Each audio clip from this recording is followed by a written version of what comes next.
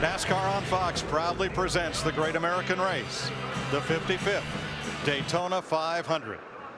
And here's a look at the Geico starting grid for today's race. Danica Patrick, four-time series champ Jeff Gordon, row 1.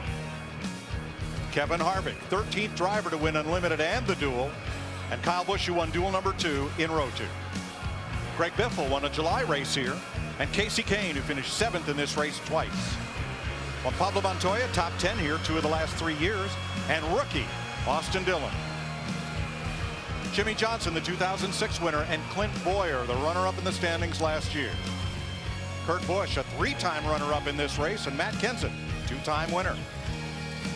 Tony Stewart, 15th try to win the Daytona 500. Mark Martin trying for the 29th time. Series champ Brad Keselowski with Paul Menard, top 10 here the last 2 years.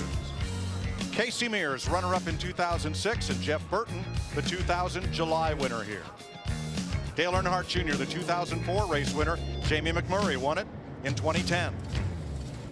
Joey Logano finished 9th last year next to David Reagan, who won the July race 2 years ago.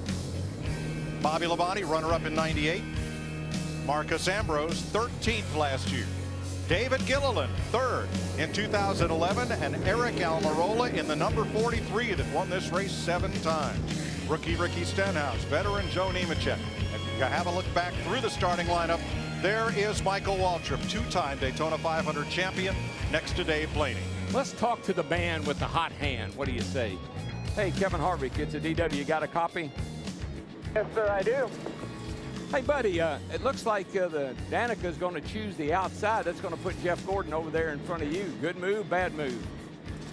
Top, you know, you have a little more of an option with the side draft and stuff, but, you know, I think we're just either one. Whoever's down here, we're going to push like crazy, try to keep this track position here the best we can all day. Kevin, Danica's a rookie. Does that concern you at all? I think so. I mean, she's done enough restarts and things now. You know, I think she's going to do fine. So just treat her just like any of the other guys would. You want to do the best you can all day, and we'll just race as hard as we can every lap. Well, we saw Keelan up on the wheel in the shot there before the race. I guess Dad's ready to go, right? Up on the wheel too? Yeah, we're ready to go. Yeah, he's been here all week and seems to have been the good luck charm, hopefully, before the race. So hopefully he's got one more in him today. Well, get out the broom, buddy. You're the only guy that's got a shot. Good luck. Thank you, guys. Harvick looking for the clean sweep today.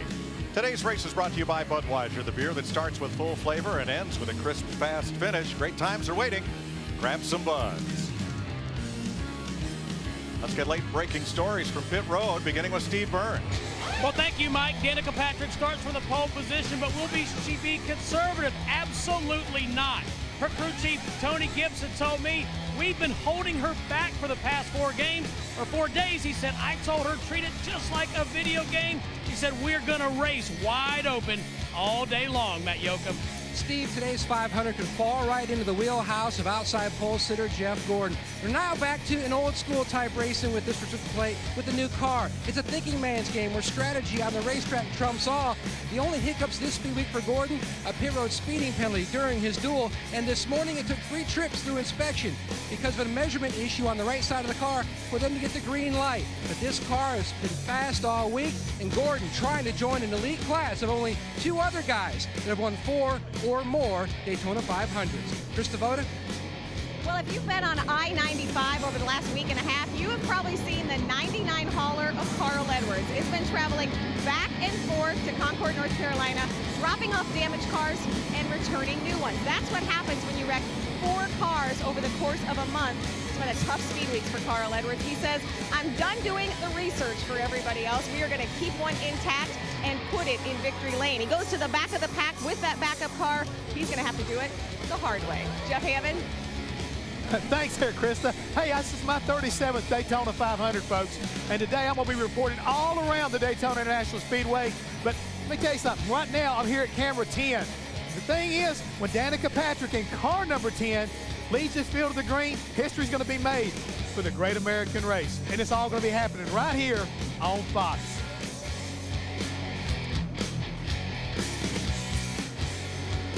Thanks, Jeff. It's an overcast day in Daytona Beach. The temperature got up into the high 70s, close to 80 yesterday.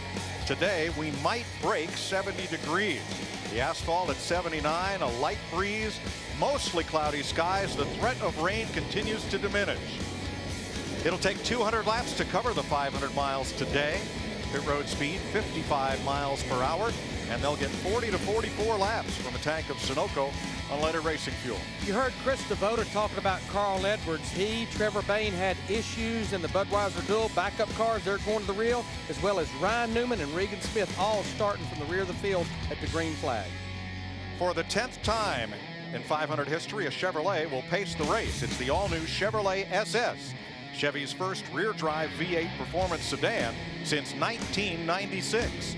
The street version of the SS will debut this fall. Clear out the hoses in there so we turn, never mind. Wait, clear the hoses in again. That's NASCAR race director David Hoots. To his right, John Darby, the Sprint Cup Series director. And we'll hear some of those calls from the tower as this Daytona 500 unfolds. Danica Patrick, the pole sitter, has lane choice. She has chosen the outside lane as the Chevy SS pace car lights ablaze on the front, not the caution lights, brings them down for the start of the Great American Race. Here is the Motor Racing Network's Joe Moore. Danica Patrick chooses the outside lane for the start. The pole sitter has that option. Ray Lewis throws the green flag. Boogity, boogity, boogity. Let's just go racing.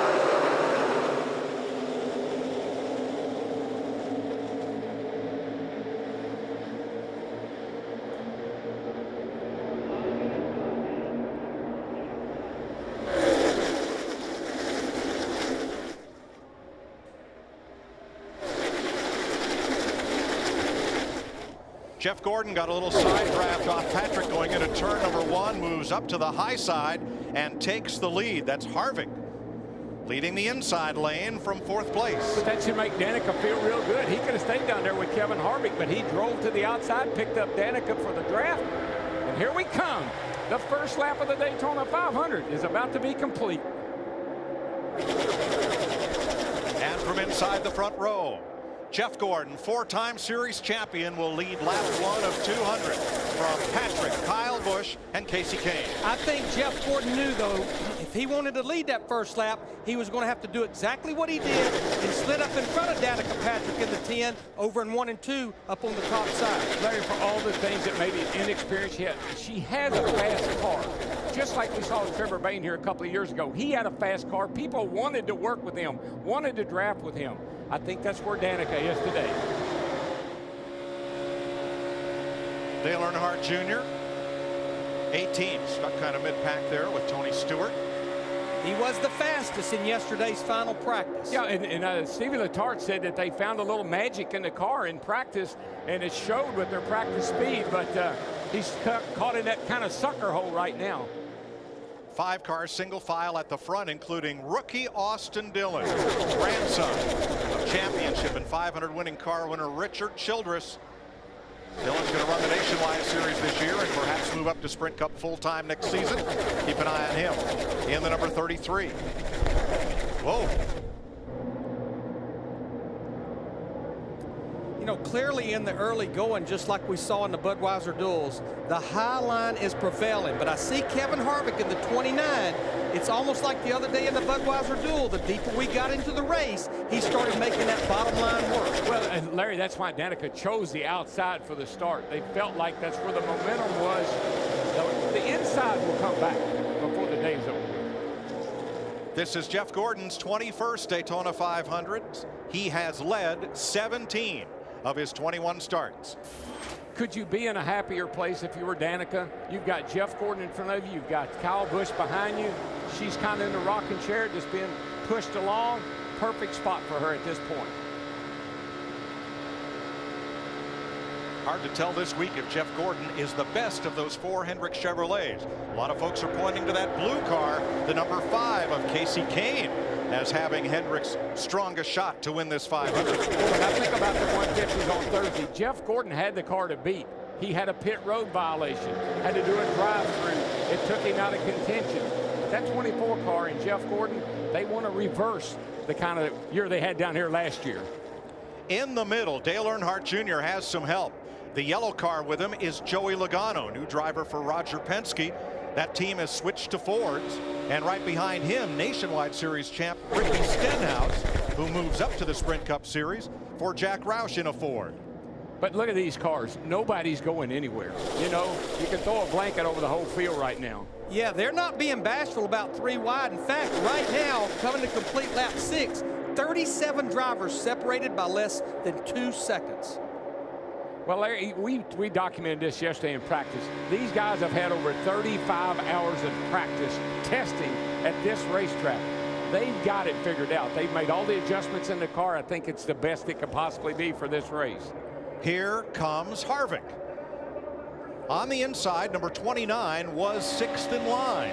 He's now bringing Greg Biffle and the rest of that inside lane up to challenge for the lead. This is exactly what we saw in the Gatorade Duel, and we need to keep an eye on Greg Biffle in that 16. He finished 2nd in the Sprint Unlimited to Kevin Harvick, as well as 2nd in his Budweiser Duel. And I tell you the thing I like about Biffle's car in the 16, he keeps commenting about how well it drives and how well it handles. I know that's going to really pay off as we get into this race.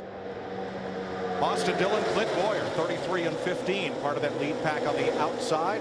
And a new leader in the middle of the pack, Matt Kenseth, a 2-time 500 champion. Now he moves back up into the high group. Steve Burns. And Mike, to Darrell's point about Greg Biffle in the 16, the other thing that Biffle said was his car runs really good in traffic. He wasn't even that concerned about how fast they ran by themselves. That car, that 16 car there, it runs good in traffic. And right behind him, Jimmie Johnson in the 48. 5-time series champ. He's already run 5 times as many laps as he completed in last year's 500. Jeff Gordon to complete lap 7. We listened in on Danica Patrick during pre-race. Well, everyone, you worked your butts off all month and all winter, and that's what put me here. So thank you for that. I'll do the best job I can to do my end of the deal today. But all in all, thank you for everything. You guys are awesome. 2005 Indy Racing League Rookie of the Year, 6-time most popular driver in IndyCar, and last year's NASCAR Nationwide Series most popular driver.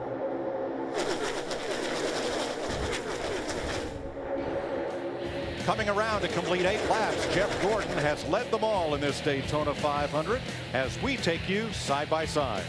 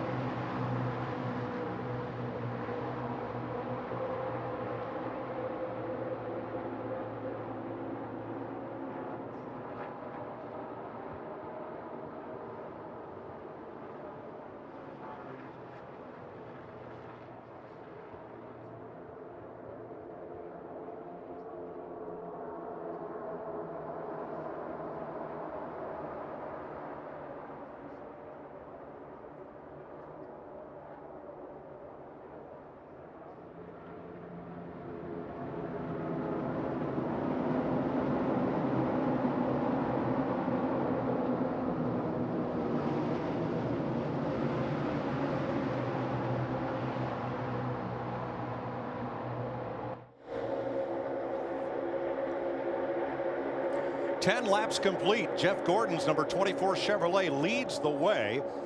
He has now led more Daytona 500s than any driver, with the exception of Richard Petty and Dale Earnhardt. Danica Patrick started pole, chose the outside lane, and on lap 1 dropped into draft behind Jeff Gordon, and that's the way they continue. How about that third place Toyota of Kyle Busch? Here's Chris Devoto. Well, Mike Joy, Kyle Busch has momentum coming into this season. He didn't make the chase, but he scored more points in the last 10 races than anyone but the champ, Brad Keselowski. He's already won a dual race, a qualifying race on Thursday, and said, really, they've been fast since they unloaded. I know Darrell likes to use the phrase a hungry hound. Kyle Busch certainly is one. Yeah, he texted me last night. I congratulated him on his success down here so far this week. He said, I just want to win some dadgum races. Casey Kane, Austin Dillon, 4th and 5th in that lead pack.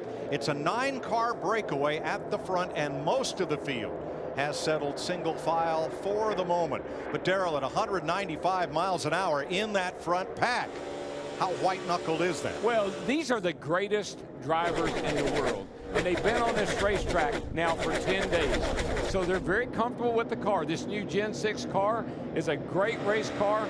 Drivers love it. I just think they're just out there right now working it hard, but they make it look so easy. There's our Fox gyro cam as they slam off the 31-degree banking and back onto the straightaway flat. Now 17 degrees in the tri-oval. And Darrell, through that tri-oval, you've talked about it. That's only 18 degrees of banking, and it's pretty much another corner almost. It's amazing when you look at it. Oh, there we go. Whoa, I almost fell out of my seat.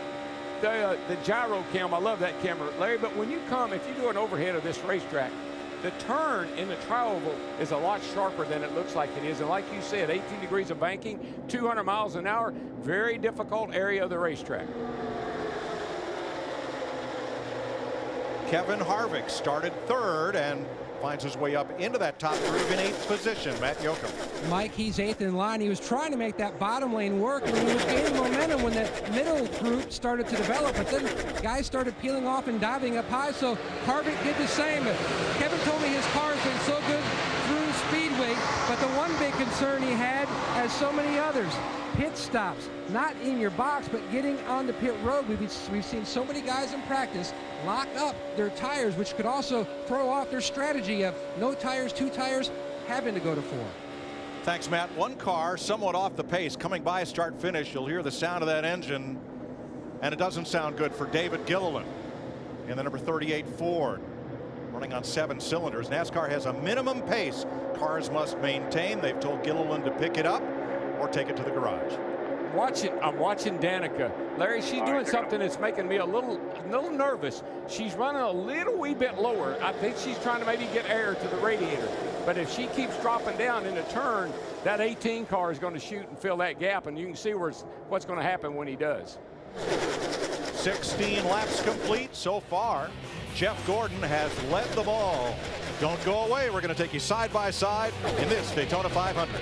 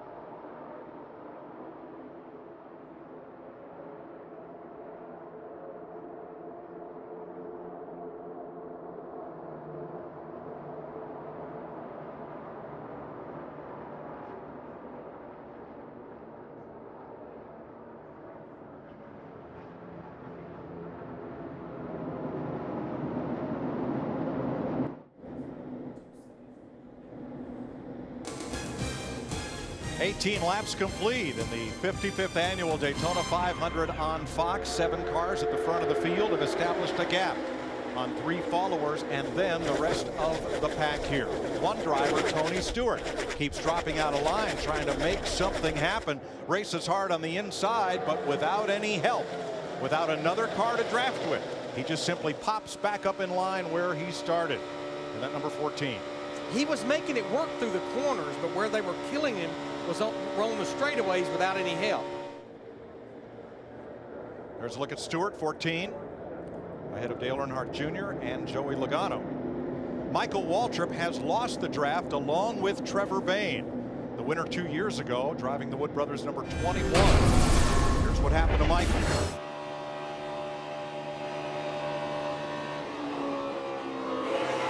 Easy here, easy. Come on, come on, come on, come on, come on. You're clear, you're clear. All good. No caution, no caution. Looked like the 21 got loose, got sideways, and of course Michael had to get out of the gas, and that's a good example of what happens when you lead this, when you lose this lead group and you lose the draft. You're in jeopardy now of in not too many laps. There's a look at Michael Possibly Waltrip going a lap down with that Richard Petty tribute helmet. Remember, Bayne is in a backup car. Their primary car was destroyed in Thursday's qualifying race. And that was my point about Danica. If Danica happens to get out of line, or if Kyle Busch happened to squeeze her out of line, you would go to the rear and you lose that draft. Yesterday, Mike, she lost the draft in the nationwide race. She thought the engine blew up. Jeff Gordon, the leader. Here's Matt Yoakum. Mike, slight concern in the Gordon pit. Jeff reported that the water temperature has climbed up over 240 degrees. Debris on the grill. He's leading the pack, so he can't dive in behind someone to try to change the airflow, to try to get that debris to come off on its own. He did turn the engine fan on, and they're keeping the eye on the gauge. Yeah, you can see it right there. There's an inlet there, and that's where the air goes through, and there it is. You can see it right there. And then that's blocking up a big portion of that inlet going in there to where the radiator is. Yeah, because you're going to run this thing on minimum size, so it'll make the most speed it can make. But when you get paper on there, that's a big problem. Now, it almost looks like he's trying to drop to the bottom and maybe get a little bit of a draft off Joe Nemechek in that 87. And Matt, maybe he'll get up there close enough, it'll go away. Exactly right, Larry Mack. That's what he's trying to do. He just told Allen, I've got to get this debris off. The water temperature continues to climb. Danica Patrick sensed that. So did Kyle Busch. They moved to the outside because if Gordon stayed behind Nemechek too long, he would lose the lead. That aggressive 18 car, you can get that debris off all you want to, but if you move around here, move around much, I'm going to go right by both of you. As you can see, it did not get it off. He just couldn't get close enough to Joe Nemechek in that 87, and we're a good 17 laps away from pit stops. Right, the closing speed was just too much, Larry, for him to hang there. And that engine, trust me, it won't live long down here if that temperature gets over 260 degrees. Jeff Gordon leads the Daytona 500 as they complete 23 laps. I've got the lead, and I'm not giving it enough. It's NASCAR racing on Fox.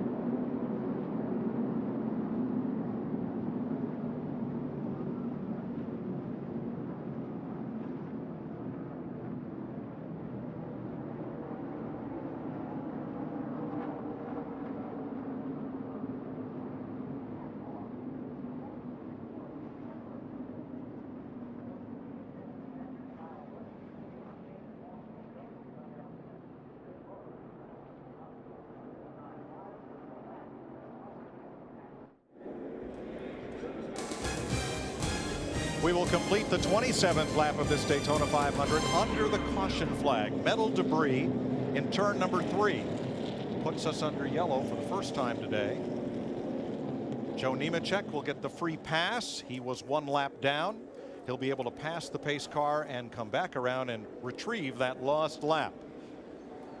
As Jeff Gordon picks up where he left off, winner of the season finale at Homestead Miami Speedway last November. But you know, Mike, I mean, it's almost like some of that Daytona luck, because if this caution hadn't come out, I'm thinking, Larry, he was going to have to pit and get that debris off the grill. I think this is a blessing for him. I know he was loving out there leading this race, and I think now with pretty much pit road probably being open, 28 laps, everyone will pit for fuel, but I think we'll see a lot of drivers elect to just go with 2 right side tires like we saw in the duels on Thursday. Oh yeah, maybe even no tires. Well, you've got to be there long enough probably to change 2 to fill up with fuel. Jeff Gordon pulled up behind the pace car at 70 miles an hour, and the turbulence off the pace car took the papers off his grill. Let's get up there close enough. It just completely changes the way the airflow and the pressure on the nose of that car, and you'll probably see it just pull right off. Pretty interesting how delicately he pulled up there. Now, if they were racing and it was coming down to the end of the day, I bet he wouldn't be racing somebody that cleanly. Now his crew won't have to do the work. Jeff Gordon has led from turn 1 of the opening lap today. Last year, he finished 40th in the 500 with a failed engine. Here they come to pit road. Krista. Kyle Busch had talked a little bit about a vibration, but it's because he had what we call sticker tires, fresh tires in NASCAR. He said, it's just a little snug. I only want 2, meaning only 2 tires. Matt? Jeff Gordon impressed with his 24 car early on. The debris is off the grill. They're going to knock even more off right side tires and going to top them off with fuel. He's away, Steve. Matt Danica Patrick says the car has good corner speed, good balance. She doesn't want any changes. Right side tires for her car. You see Casey Kane in the upper right. Right side for the 5 car as well. All I know, with that many drivers on pit road, it was like Park Avenue at rush hour. Here's the race off pit road. And Kyle Busch runs out of room trying to maintain pit road speed around Jamie McMurray.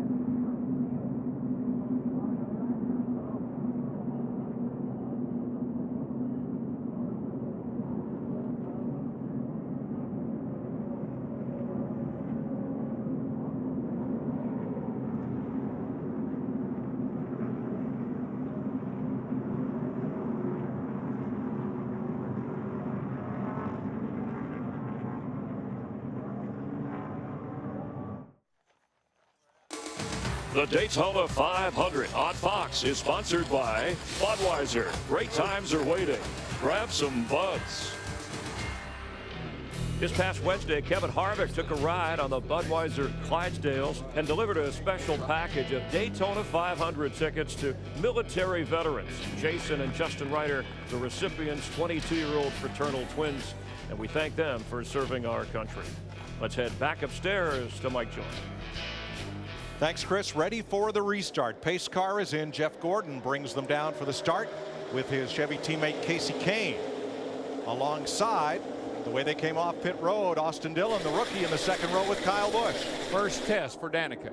I mean, she came in second, came on pit road running second. What can she do now that all these cars are up there all around her? See how she handles it. Well, here comes five-time Jimmie Johnson, five-time series champion, 2006 winner. He's dropped his number 48 to the inside, and it's going to bring a couple of fast cars with him. Matt Kenseth, last year's winner, and Danica Patrick on the low groove to challenge Gordon and Kahne on the high side.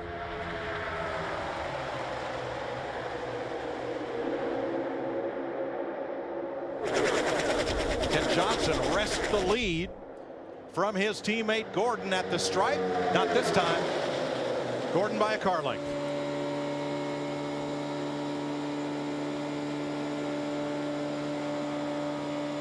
Off into turn one. Good run there for the 48, along with Kenseth, Patrick, Boyer, and Montoya. Now that inside woke up. But look at Matt Kenseth in the 20 car. He jumped out from behind Jimmie Johnson, jumped to the top groove. Jimmie Johnson in the 48 did the same thing. At Yoakum. Mike, before the caution, Jimmie Johnson's Chevrolet was running warm. He turned the fan on, not to see if he could get the engine cooled down for that part of the race, but to see how quick it cooled down to know for later if he's stuck back in the pack. Balance good. His car just a little free when it was up top. Johnson first, Kenseth second with a push from Gordon. Oh, Kahne! Kahne gets around, slides across the track. Dillon misses him. More carnage down toward turn number one. Montoya, Harvick. A real low apron. All with damage as the caution comes out.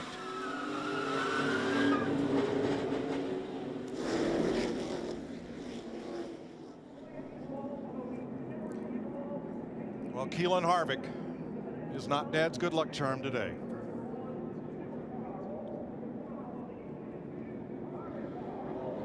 Kasey Kahne, the blue Chevrolet number 5, the first car to go sideways, and then the secondary collision caught up Montoya, and Harvick were under the second yellow flag, working lap 33. Our champion, Brad Keselowski, a lot of damage. The champ's got a lot of damage. Tony Stewart. Car owner Rick Hendrick looks on to see which of his cars will make it back to pit road. Watch on the outside, the number 5, the blue car, and behind him the yellow number 18. Yeah, the 18 just got down on that inside, caught the left rear corner of the 5 car. That's a real vulnerable spot, and gave him a little tap and sent him sailing. What a close call for Joey Logano on that 22. He was all the way down in the grass and dodged it. Yeah, these guys on further down the track, they really got in it afterwards when people were slowing down. Kahne sideways, comes across the nose of Montoya. Logano misses him. And Darrell, that was coming out of that tri-oval where you're running so fast with very little banking to hold you. Somebody got into the back of Kevin Harvick's number 29, sending him down and then up into Stewart. Let's ride along in the Budweiser Chevy. 2x2 the whole way. Frank, stay high, stay in it. We got turned in there, guys. We're tore up, terrible. Hold the brake, hold the brake. All right, let it roll left. You all right? From 195 miles an hour to junk in about 4 seconds. Jamie McMurray, the 1 car, so both of the Earnhardt Ganassi drivers involved. You see Casey Mears in the 13 been fast all week, a lot of damage. And Tony Stewart's car will wait for the record. Kasey Kahne sideways out of the tri-oval. Big pile up in Daytona.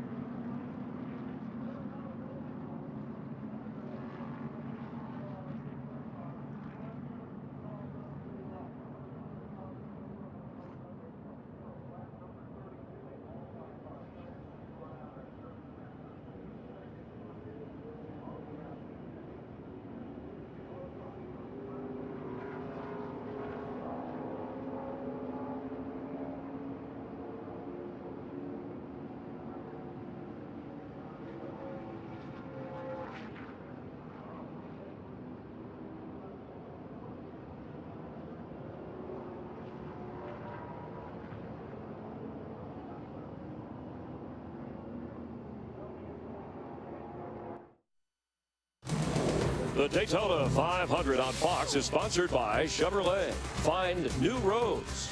By Lowe's. Lowe's never stop improving. By Nationwide Insurance. Nationwide is on your side. And by Diet Mountain Dew. Yeah, it tastes that good. Under caution for a 6-car pileup exiting the tri-oval past the start-finish line. Let's watch the 20 car, Matt Kenseth, the 24 car of Jeff Gordon, and then Casey Kane. It's a little bit of a bottleneck, and I'm not sure if the 18 car of Kyle Busch saw something or caused something, but that 5 car all of a sudden looks like it gets loose all by itself. Can't tell if there was contact or not. Cleaning up the caution, let's get downstairs for an AT&T race break.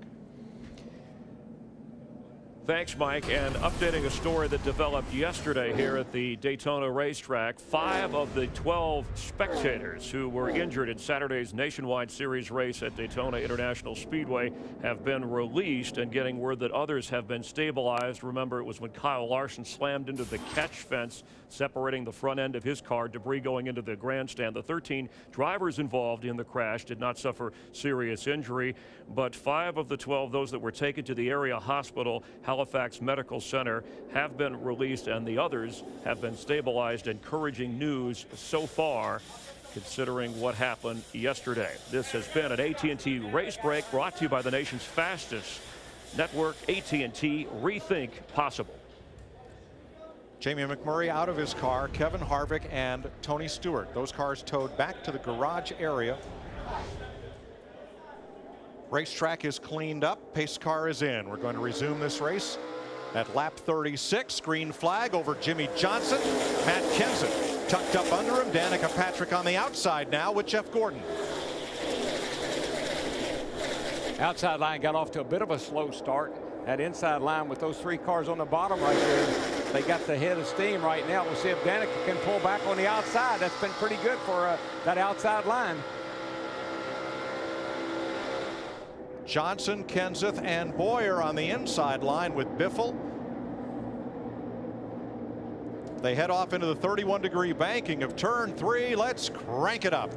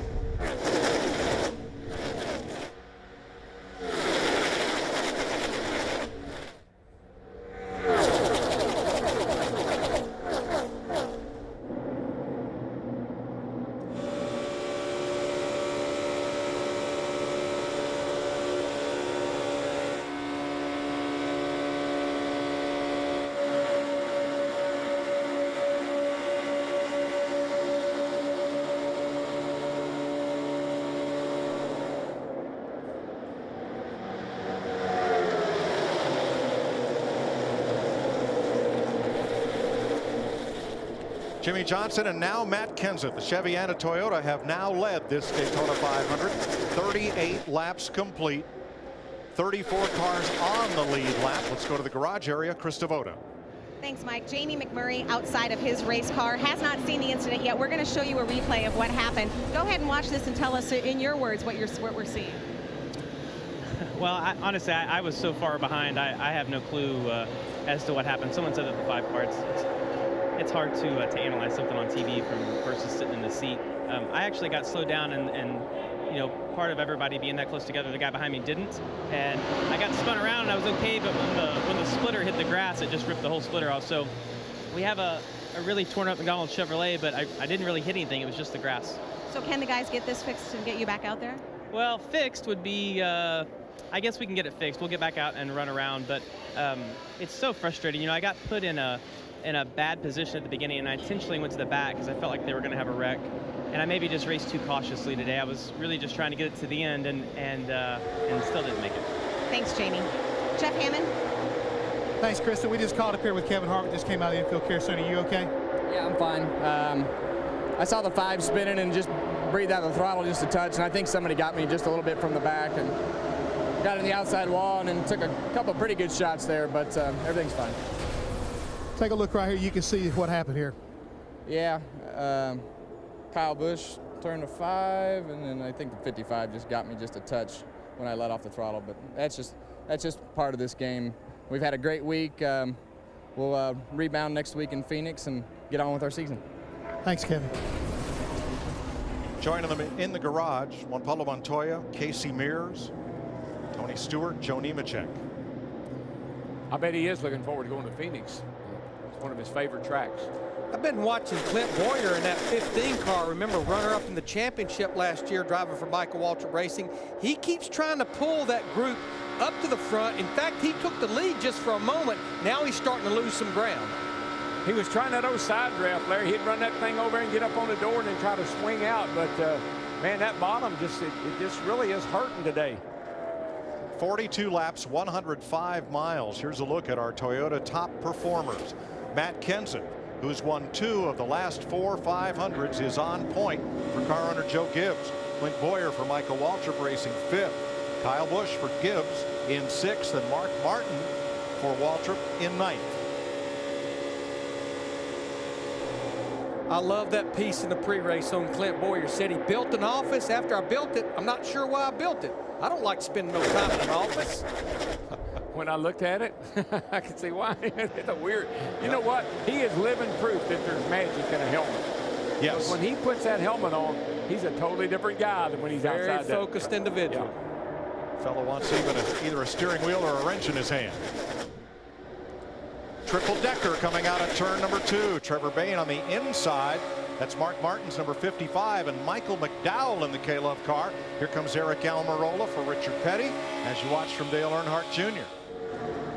Yeah, that caution on lap 26 was a blessing for Trevor Bayne because he had actually lost the draft based on what happened earlier with Michael Waltrip when he had to jump out of the throttle. But Mike, Larry, I've seen the 88 in the middle so many times and it just sends him right to the rear.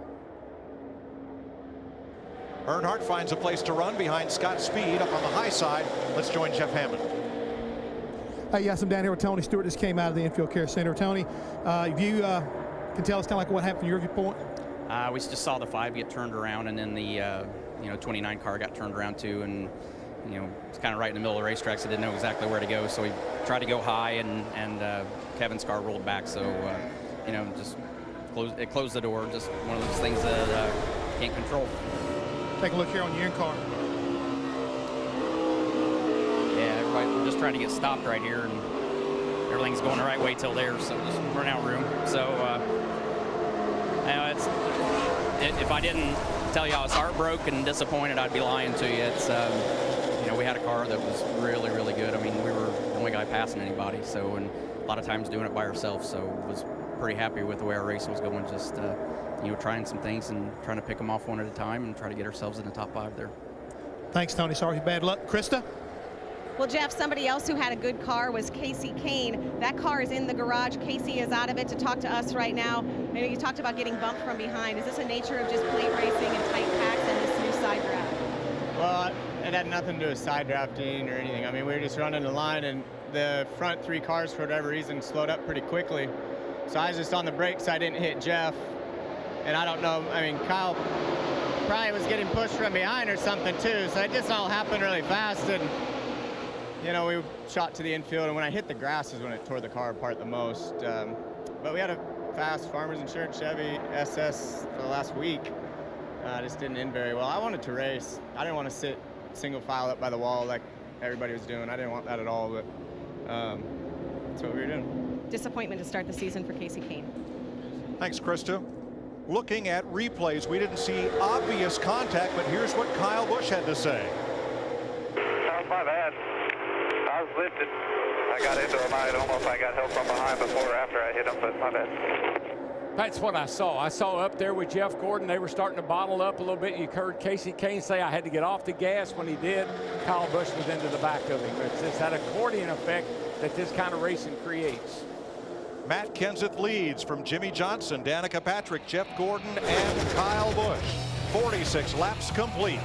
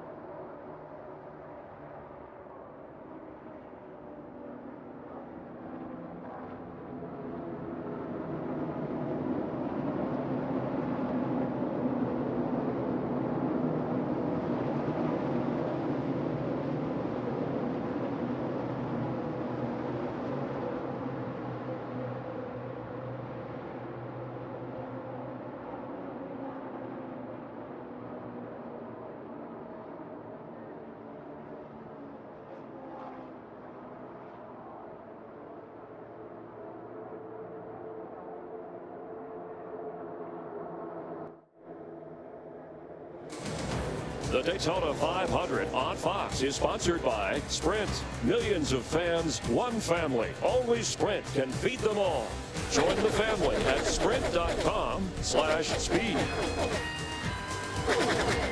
50 laps complete. That's 125 of the 500 miles we'll run today. Matt Kenseth. New team, Joe Gibbs Racing. New manufacturer for Kenseth, Toyota. New crew chief, new spotter, but he is out front now. He's led 13 laps today. Here's an inside look with unlimited access to the NASCAR Sprint Cup Series. Jeff Gordon has led the most laps so far.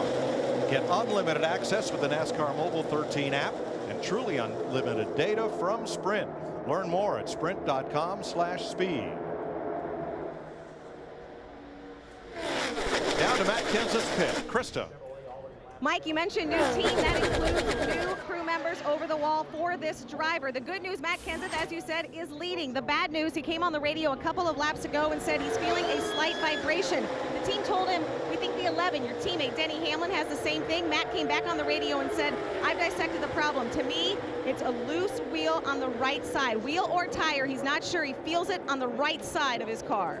Boy, at 200 miles an hour, it's not going to take very long to know which one it is. If it's a loose wheel, it'll get a lot worse. Matt is real sensitive. He always picks up little things in his race car that a lot of other drivers don't. He's real sensitive, but also like he's in a totally new environment. And I think just today, finally, he might have found his comfort zone.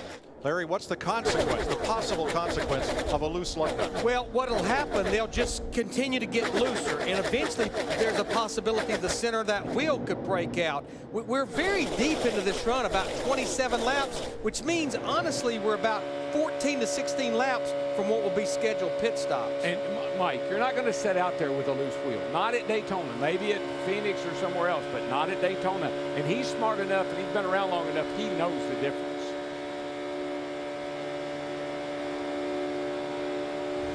53 laps complete. Let's go back to the crash here with Brad Keselowski, the Sprint Cup Series champion.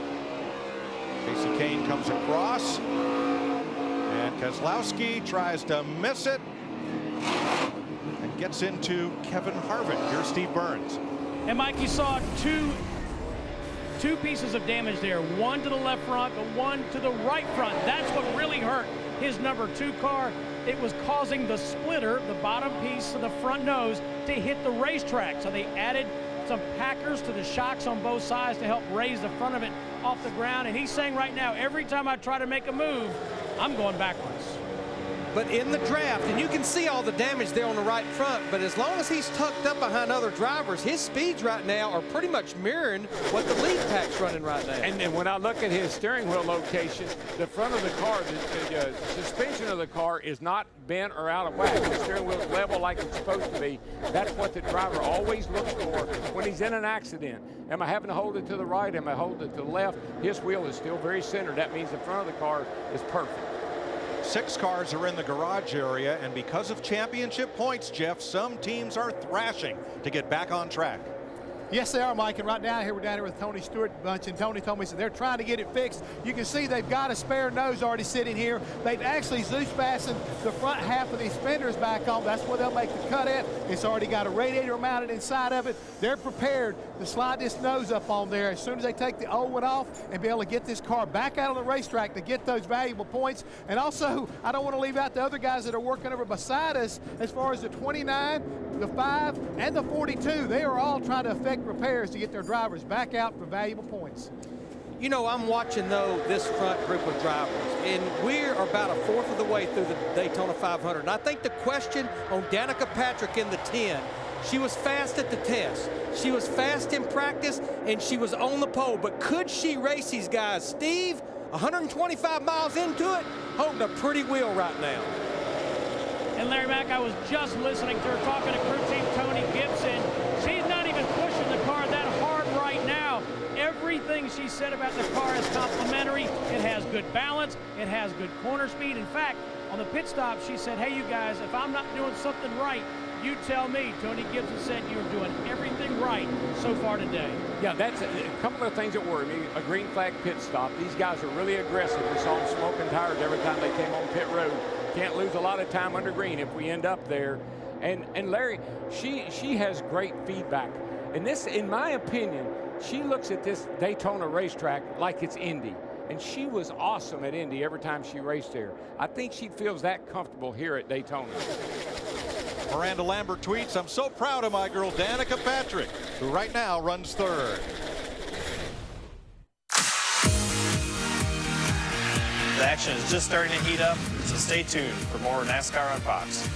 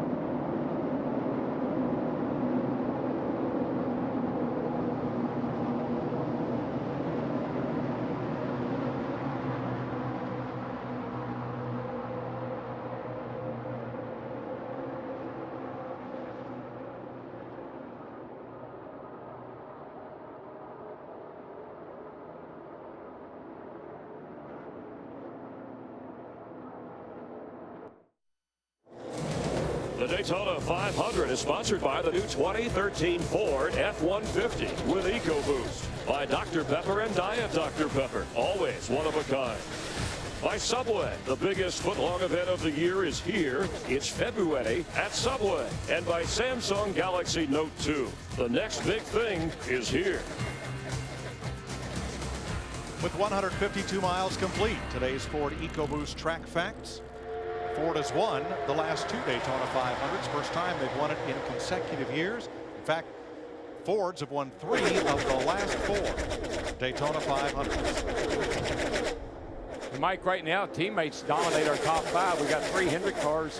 Basically, Pat Danica is pretty much a Hendrick car, and 2 Gibbs cars with Kansas and Kyle running 5th. Kyle Busch in the 18 running 5th. Teammates are prevailing right now, but working together. Look at this front 5. Kenson, Johnson, Gordon, and Busch. Between them, 195 Sprint Cup wins. And right in the midst of them, Danica Patrick with just 10 Sprint Cup races under her belt. Matt.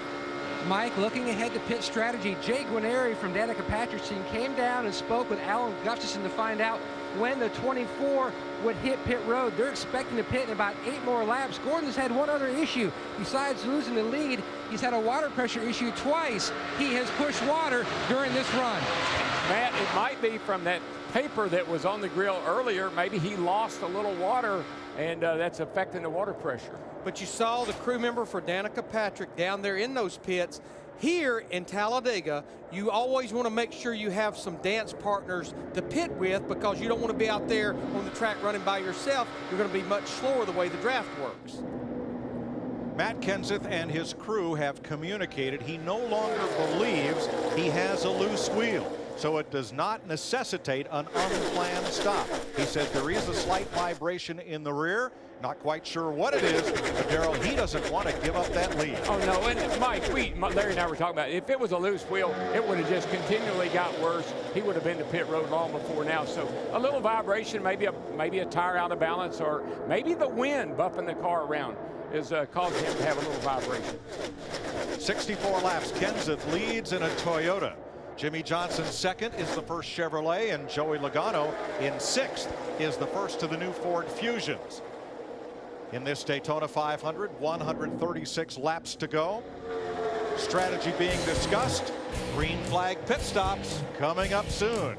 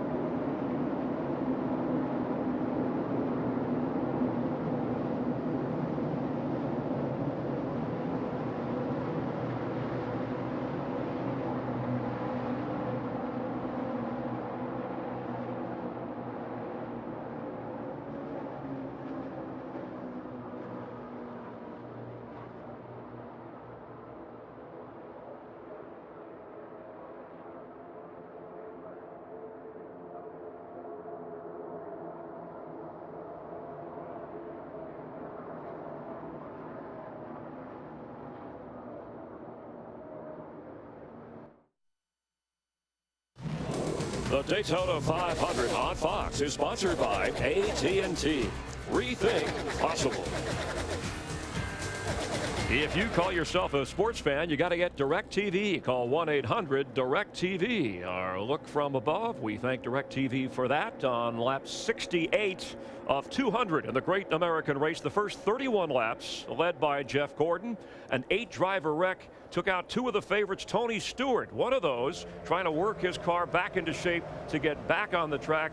A 3-time champion, but 0 for 14 in this, his 15th Daytona 500. Matt Kenseth, a two-time Daytona 500 winner, your leader, ahead of Jimmie Johnson. And Danica Patrick, who has yet to lead a lap, has stayed in the top 10 all afternoon. She slipped back to 9th after the early caution, has worked her way back up to 3rd. Let's rejoin Darrell, Larry, and Mike. Thanks, Chris. Rookie Austin Dillon makes a pit stop and scoots back out. He'll be all by himself. Darrell, talk about the challenges of getting onto pit road from 195 miles an hour. Well, you know, we talk about Danica's inexperience. She's up there with a bunch of veteran race car drivers. I'm just afraid she might get run over or run over somebody if she has to pit coming off the turn 4 there, run 180 miles an hour. That's a challenge. You saw Brad Keselowski in the 2 car there locking him up as he pits with Mark Martin and Regan Smith. The under caution, you're going from caution car speed 70 to 55, now almost 200 to 55, making a green flag stop. Steve Burns. And Mike, the update from Brad Keselowski. He says, I'm poking the nose of the car to keep it cool. It was 250 degrees. I got it down to 240. I'm starting to struggle for grip, too. 2 car is loose. Jamie McMurray back in the race. He was involved in that crash at lap 33. She's going to get busy this time. Here they come. Some of the leaders peel off toward pit road. When they get to that orange cone, they've got to be down to 55 miles an hour. Jimmie Johnson, Jeff Gordon, Danica Patrick are in with Joey Logano, Greg Biffle, Eric Almirola, and Michael McDowell. So far, so good. Matt? And Mike, the Hendrick teammates, Johnson and Gordon, they come to a stop. Gordon expected to take 4 tires. Remember the first stop, they took 2. His car was free back in the pack. The same thing for the 48 of Jimmie Johnson. Steve? And Matt, it's going to be a 4-tire change for Danica Patrick. No changes otherwise. She likes the way her car is handling right now. No changes to the 10 car, 4 tires, and she's away. Scott Speed, Trevor Bayne, and Kurt Busch also stopped on this lap. More takers this time around at lap 71. Here is Matt Kenseth with Kyle Busch. Krista.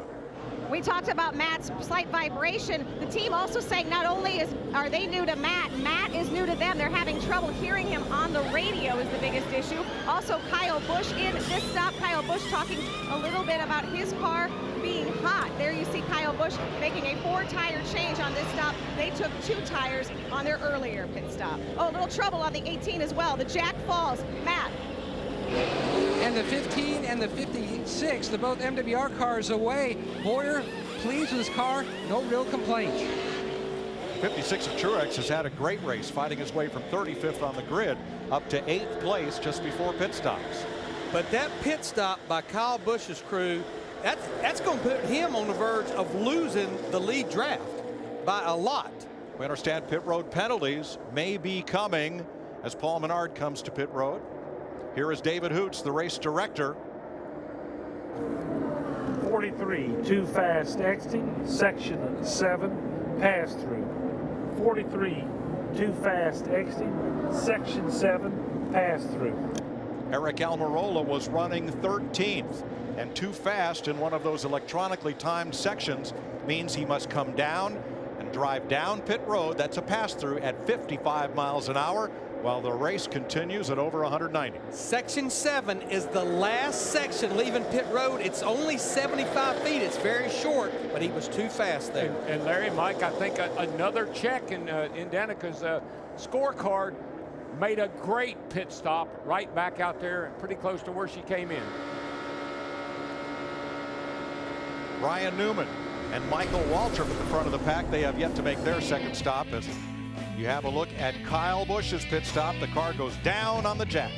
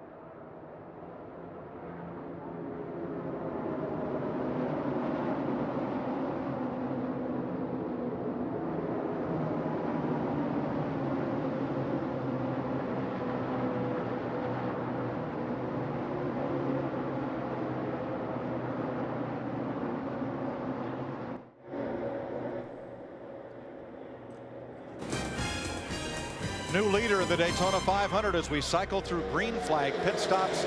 Denny Hamlin racing a Toyota for Coach Joe and J.D. Gibbs. He's out in front of this pack, and Martin Truex Jr. from 35th to 2nd in his Michael Waltrip Toyota. Then Kenseth, Johnson, and Gordon. Well, you talk about Martin Truex Jr. starting 35th. Denny Hamlin started back in the 33rd position, so quite a move in these first 70-something laps by those two drivers. Yeah, the pit stops, you know, really shake things up. How you get in, how you get out, make up a lot of time, a lot of track position. Jeff Gordon 5th, Greg Biffle 6th in his Ford. Joey Logano's Ford 7th. Danica Patrick, her Chevrolet is 8th. The Chevy of Dale Earnhardt Jr. 9th, and the Toyota of Clint Boyer 10th. Our top 16 drivers separated by just a little over a second and a half right now.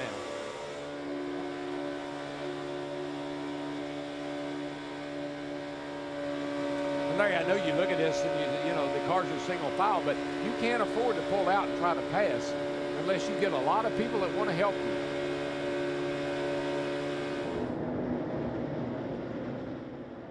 Steve? Hey, Mike, the update on Dale Earnhardt Jr. He's been having a hard time getting his car to turn coming off of turn 4. On the last stop, they had a great pit stop. They took 4 tires and they made a chassis adjustment to help him get that 88 to turn. Earnhardt is 9th, and I believe that's the first time he's been higher than 15th most all day. That car has just not been happy. They thought they fixed it yesterday, but they don't have it just Danica right. Patrick has fallen back just a bit. Got just a little bit of a vibration as I came out this time when I'm hard in the throttle. I can feel it at the throttle stop. All right, 10-4. If it gets any worse, just keep us abreast of it. That's about all the team can tell her. If it gets worse, bring it to us. Otherwise, just feel it out. But that Kenseth, that little vibration, you know, you got to ride it out. And these tires, when you monkey with the air pressure of these tires, inner line or outside tire, sometimes you can get a little out of balance and get a little vibration. Steve? And Mike, what she is doing a great job of is when she gets hooked up in that draft, she knows when to run full throttle and when to back off of the throttle just a little bit to keep the momentum going. So she's doing an impressive job of getting that momentum going for her in the right direction. What Danica's saying, she feels the vibration in the ball of her right foot when she has the throttle matted all the way to the floor. Now, another driver that had a vibration during that last green flag run was Matt Kenseth. Steve? Actually, Mike, I'm down here in Matt Kenseth's pit. That's okay. We're checking the tires. When they came off the car, I talked with car chief Jason Shapiro. He said they do not think it was a loose wheel based on what they saw, but they were going to check the balance of the 4 tires that came off of his machine. Like Darrell was talking about how important these inner liners are, they think it may have been an inner liner issue. You're seeing Jason Ratcliffe up on the pit box right now. Tire specialist Gerald Shires was just checking the tires. They think that may have been the issue for Matt's car.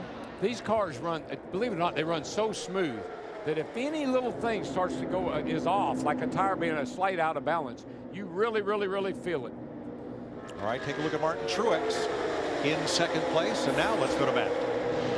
Mike Martin thought he had a problem developing on the 56. After that pit stop where they took on 4 tires and made no adjustments because he liked the balance, he said the car has a vibration. He thought he might have a wheel loose, and Chad Johnson asked him after a couple of laps, has the vibration progressively gotten worse? He says, no, it may be just a wheel weight. So they're holding station in 2nd right now, waiting to see. Thanks, Matt. One of the feel-good stories of this Daytona 500. Michael McDowell driving for Phil Parsons Racing in a car they didn't receive at their shops until early January. He's in 12th place. Has a career best finish of 20th. A lot of people think this new Gen 6 car is an equalizer, that it gives a lot of teams an opportunity to really showcase what they got, because nobody knows a lot about this car yet. 83 laps complete. We're closing in on halfway in the 55th Daytona 500.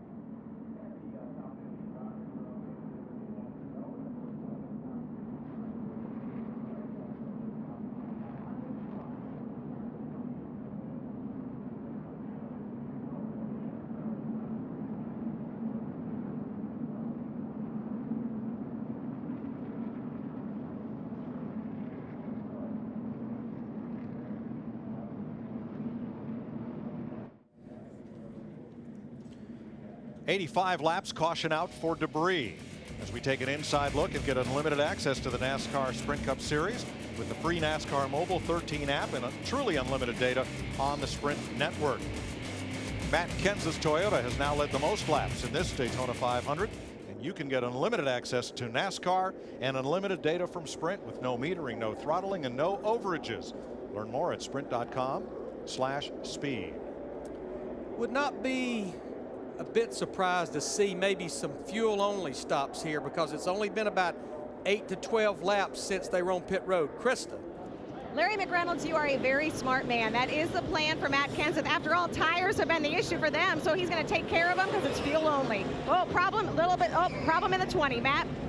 And down in the 56 and the 11, fuel only for the two Toyotas of Truex and Hamlin. Steve? Same thing for Danica Patrick, Matt. Fuel only. The team saying she only had 13 laps on her tires. She was asking for traffic coming down pit road. Good stop. Larry, you made a great point in practice the other day. Her pit is a great pit stall, but she can't get going to get to the line. And these guys are going by her at the end of the pit road down here. The problem that Matt Kenseth had was Ryan Newman coming into his pit as Kenseth was trying to exit. Whoops.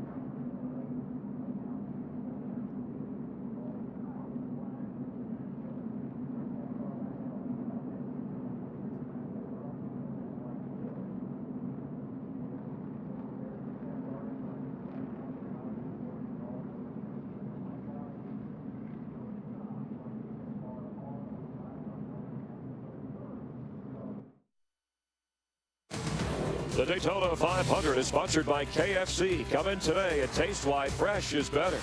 By Ram, engineered to move heaven and earth. Guts, glory, Ram. By DirecTV, if you call yourself a sports fan, you gotta get DirecTV. And by Sprint, millions of fans, one family. Only Sprint can feed them all. Join the family at sprint.com/speed. Part of our family is Michael Waltrip, analyst here in the Hollywood Hotel, and driving the two-time Daytona 500 winner is your leader. Lap 87 of 200 to go. A quick recap.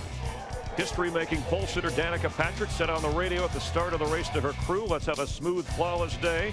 I'll try and hold up my end of the bargain. She's hung around in the top 10 most of the day. Jeff Gordon led the first 31 laps within 4 of the Daytona 500 all-time record held by Bill Elliott. But Kyle Busch and Casey Kane get into it, an 8-driver wreck that took out 2 of the favorites for this race, Tony Stewart and Kevin Harvick. And look at Joey Logano somehow weave his way through that. Worth keeping an eye on just a little bit later in the race. So far, Matt Kenseth has led the most laps so far. Let's check in over at the smart board with our Jeff Hammond here in the Hollywood Hotel. That's what you called me a minute ago. Hey, folks, we want to show you real quick. We're getting this to about halfway, and here on our Ford, Tech board here, we got 2 Fox cars. I want to show you what's going on. We keep talking about side drafting all week long. Hopefully, we can explain it to you to where maybe you get a better understanding. You imagine this is what's going on. This is the wake of the air as it comes around the car that's out in the lead. This is the wake of the air of the car that's trying to pass them. What you'll notice is this wake comes in through there, all of a sudden they come together. And in this area here, they're fighting one another. They're bouncing off the side of one another. You've also got the exhaust trying to come out that hits this. All of this right here confusing the air between these 2 cars. And as we get late in the race, this is really going to come into play because guys are going to be diving inside, trying to slow the car in front down to be able to make the pass and hopefully win the Daytona 500. Mike? Thank you, Jeff. Getting ready to resume after this 3rd caution of the day for debris. In the outside lane, on pole, the Sandy Hook Relief Fund number 26, the Swan Energy racing car owned by Brandon Davis and 4-time Super Bowl winner Bill Romanowski from Vernon, Connecticut. Michael Waltrip, 2-time winner at the wheel. Danica Patrick back up in the top 2. She will lead the outside lane for this restart as we complete 89 of 200 laps. We're back under green.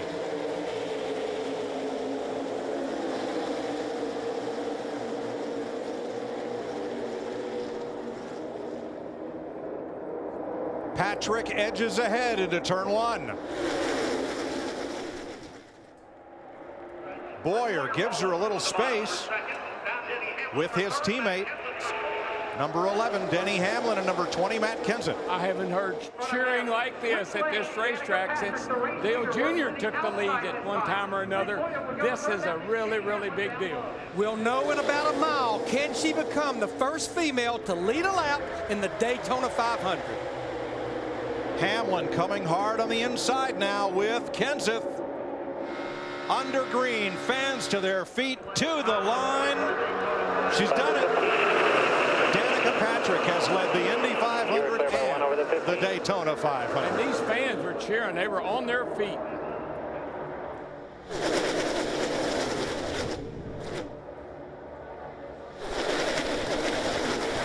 All right, check that box. Another one. You know, earlier on the first green flag stop, she fell back from 3rd to 7th, but we analyzed the times, Larry. It was through no fault of her own. Actually, her crew, compared to another one of the leaders up there, was almost 2 seconds off on the pit stop itself. Listen, you know me, I like to get in there and see what the driver's doing. Look at, she's looking behind her, she's checking her mirrors, and she is not wrestling or fighting with that car at all. That car is driving to perfection. It gives her, she's so comfortable. She can look behind her and see where everyone is. In the corner, 31 degrees of banking, and that car is stuck like glue. What a great job the team has done, and what a great job she's doing. In 1977, Janet Guthrie led 5 laps under caution. Danica Patrick, 30 years old, from Roscoe, Illinois, the first woman driver to lead a lap under green in NASCAR Sprint Cup Series. And you got to look at the 2 teammates down on the bottom. They are hooking up, and they're making that bottom work right now. But if she'll just hang in there, and Boyer will get up there and give her a little shove, I believe she can hold the lead.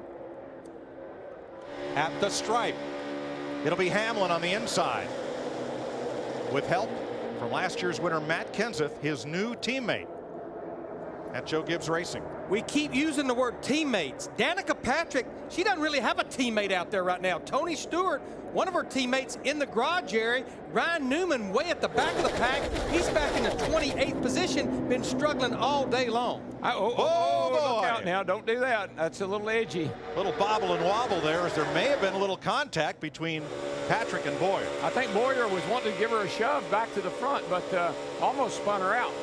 Great job of hanging on to that thing. Patrick will compete for Rookie of the Year honors this year. She's not a Daytona 500 rookie, however. Both she and Ricky Stenhouse, the two rookie contenders, did run in last year's race. As a little old friend of mine used to say, I think Boyer wanted to rattle her cage a 2 little by bit. 2. 11's going to check this line up. No. She's on him.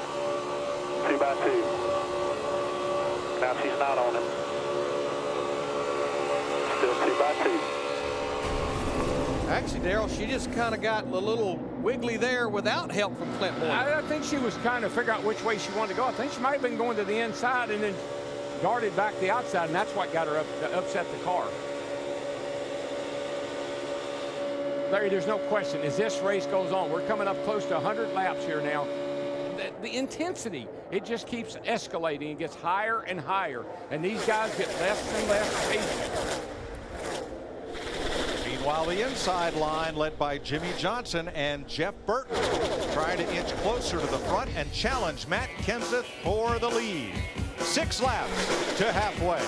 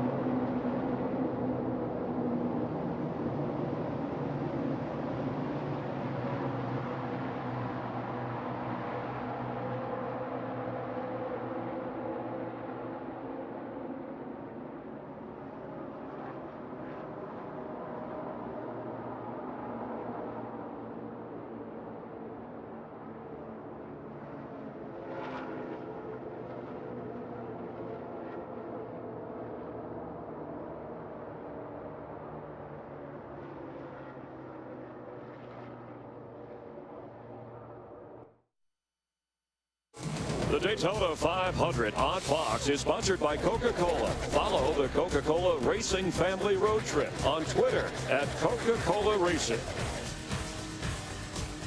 Time for the AT&T Mid-Race Report. Chris Myers here. Glad you're watching the 55th running of the Great American Race. Danica Patrick added to Daytona history moments ago, the first female to lead a lap in the Daytona 500. On lap 33, Casey Kane and Kyle Busch triggered an 8-car wreck.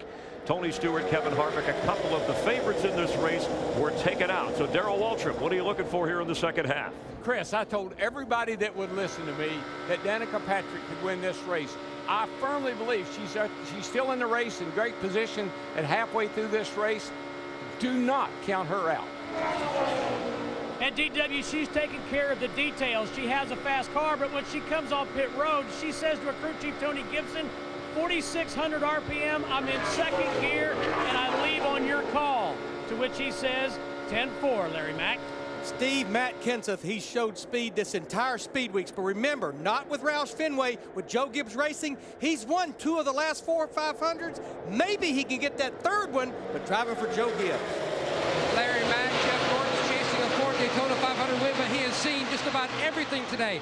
Water pressure and water temperature issues. He's been dropped back mid-pack, trying to make his way back up to the front. Alan Gustafson told him, I know the balance is good, but keep an eye on your water pressure and temperature. This final, less than 100 laps to go, Mike Joy. Hard to believe it's been more than 20 years since the halfway leader went to Daytona 500 victory lane. Davey Allison with crew chief Larry McReynolds' car and a Robert Yates, Chris, 1992. But, Mike, the Generation 6 car, Toyota hopes, is good for them in their 7th Daytona 500. They've yet to win one, but running 1-2 with Matt Kenseth and Denny Hamlin. So far, 10 different leaders and 15 lead changes. Kenseth has led the most laps. That is your AT&T mid-race report, and track position becoming as important as the actual lead over the second half of this race. We're glad you're watching NASCAR on Fox.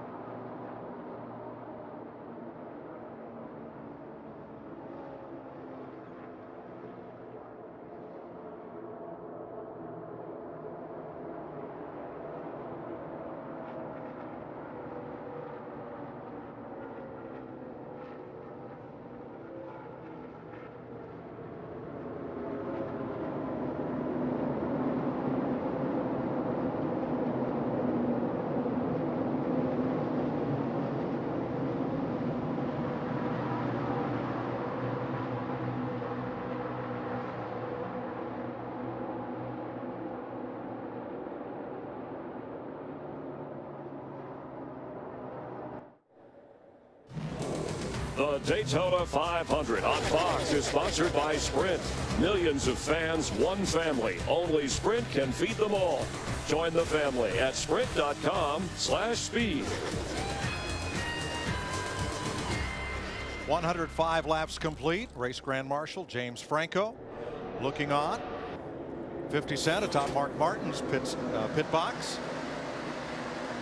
And Matt Kenseth, your race leader. 5 Toyotas, 3 Chevrolets, 2 Fords in the top 10 at 105 laps, 95 to go. Let's go back to the last pit stop. Now, we mentioned Danica Patrick has the final pit stall at the end of pit road.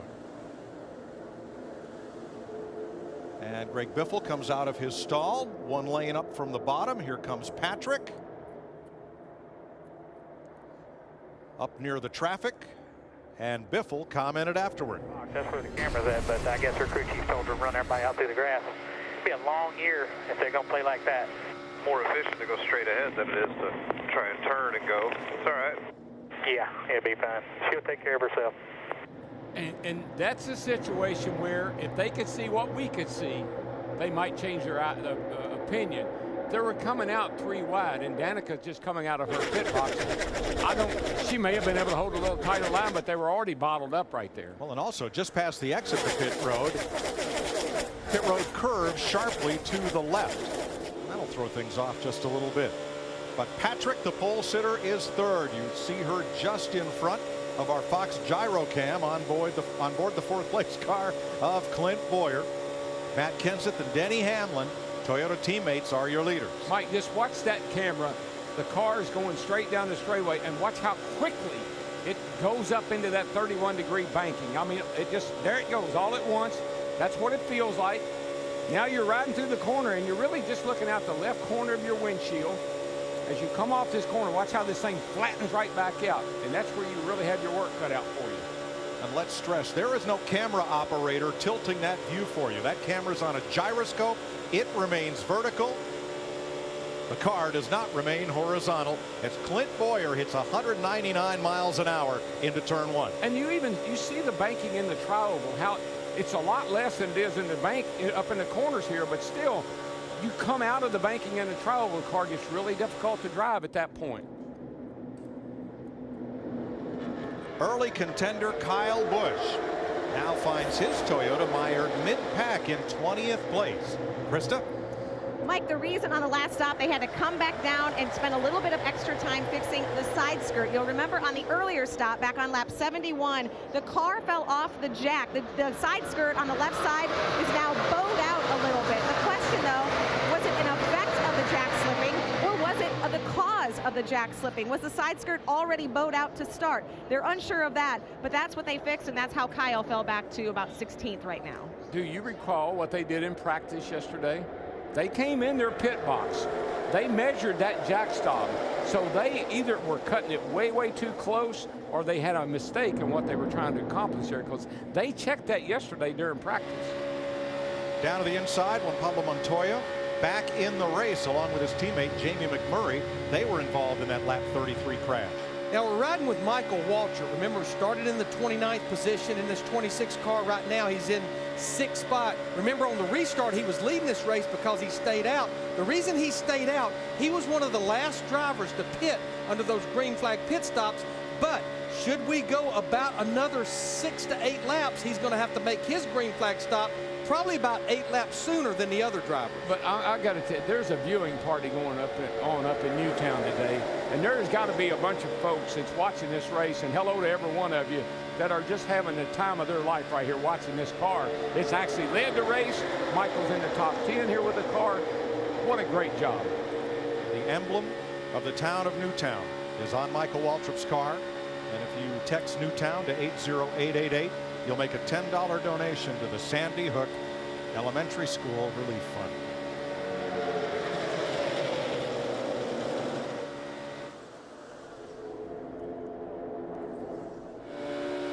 Dale Earnhardt Jr., 8th place. Fans, you can win the all-new 2014 Chevy Silverado and meet Tony Stewart.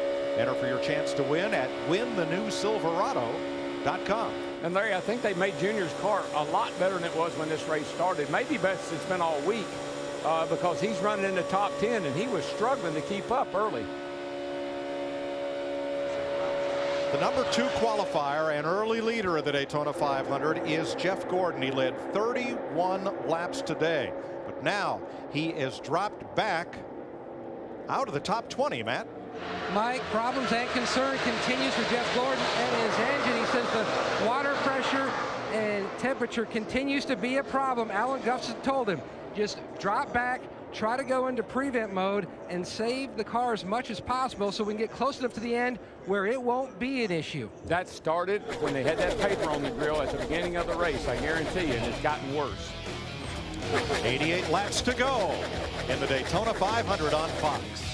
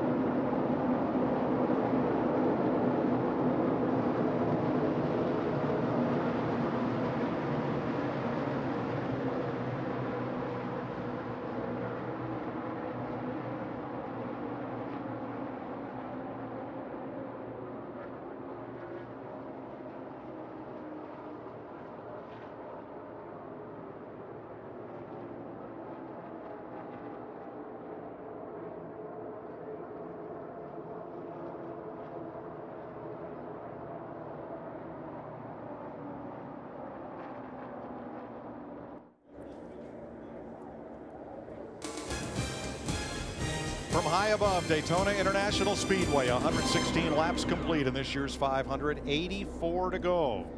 As you look at Lake Lloyd, Matt Kenseth, Denny Hamlin, Danica Patrick are the first 3. 2 Toyotas and a Chevrolet lead this fast freight train around the high groove at Daytona International Speedway.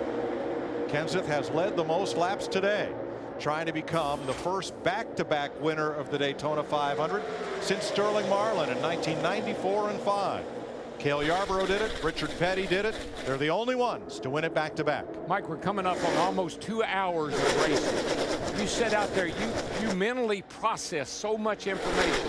Things about your car, things about where you're running on the track. You're really starting now to look you're fast-forwarding to the end of this race. And what have I got to do to get myself in a winning position? And what is that winning position? Riding in third place with Patrick behind Hamlin and Kenseth. The two teammates. David Gilliland off pace on the bottom of the racetrack. He had trouble early, lost a plug wire. They replaced it, and he got back on track. Now, earlier we heard about the troubles of early race leader and outside pole sitter Jeff Gordon. Jeff Hammond has more.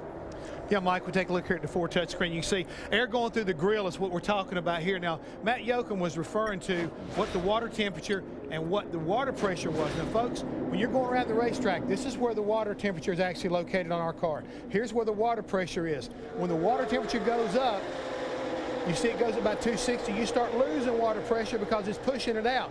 And if it loses too much, you push all that water out, you lose that pressure. If it goes to here, you have definitely cooked this engine and you're going to be in a lot of trouble. You're not going to be able to get up there and challenge to be able to win the Daytona 500 like he'd like to. As the latter part of this race winds down, if he's done this to this engine, he won't be able to stick in there like he needs to when he needs to push it the most critical part of this race. If they can catch a caution, Jeff, maybe they can rectify this problem. 1 year ago, Matt Kenseth had water pressure and water temp issues. They rectified it, and he went to victory lane at the end of the night. And that's what they're banking on, Larry. They're banking on something happening here somewhere along the way, another debris caution or something on the track that will give them an opportunity to fix this car. Tony Stewart is back on track. Of the 8 drivers involved in the pileup at lap 33, all but Kevin Harvick have returned to the speedway, which leaves Harvick alone in the garage with Joe Nemechek, who had an unrelated problem with his car.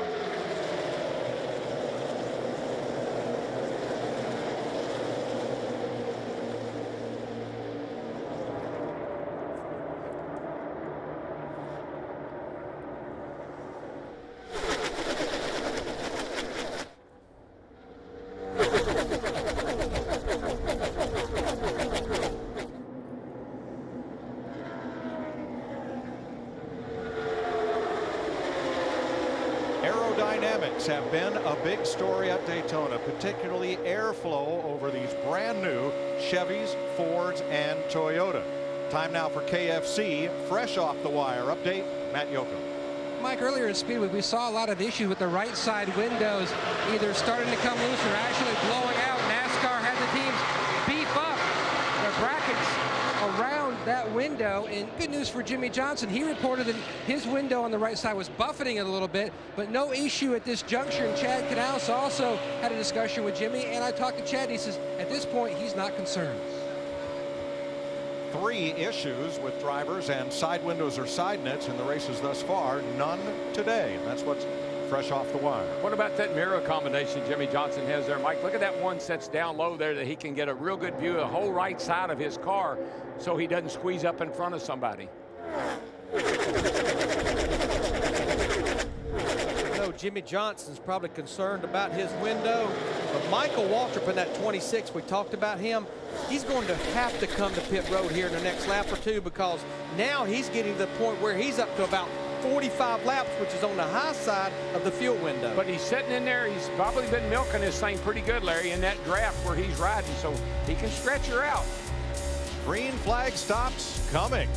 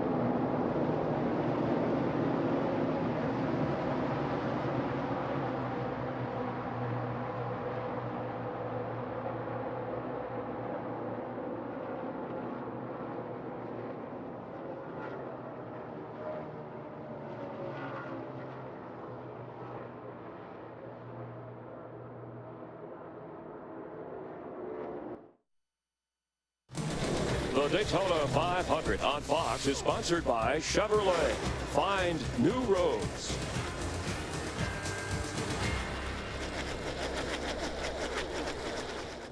Aerial coverage today provided by Goodyear. Everything we learn making tires that face the grueling demands of NASCAR inspires what we roll into yours. Goodyear, official tire of NASCAR.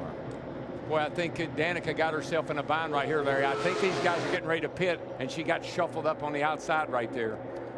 Michael Waltrip has made his stop, and the inside lane, led by Matt Kenseth, is coming in. Well, unless she wasn't going to pit with everybody, but she still got Jimmie Johnson out there with her. Krista? The Toyotas pitting together. Jason Ratcliffe reminding his driver, Matt Kenseth, your number is 20. Remember, he's with a new team. He said his car is neutral and clean air, and that's where he's been. Matt? And Denny Hamlin comes to a stop. They're going to go 4 tires on this stop. That way, it gives them options later on. Meanwhile, the 15 of Clint Boyer, all quiet on his radio. He's been somewhat pleased with his car. The Toyotas are away. Matt Kenseth of that group will be first off pit road. And Patrick still in the high lane, no intention of pitting this time. Well, Larry, Mike, we heard her say that, you know, she just been kind of pedaling along there in the draft. So she thinks she has a lot of fuel left. Here's what she had to say about Matt Kenseth when Kenseth was leading that big pack.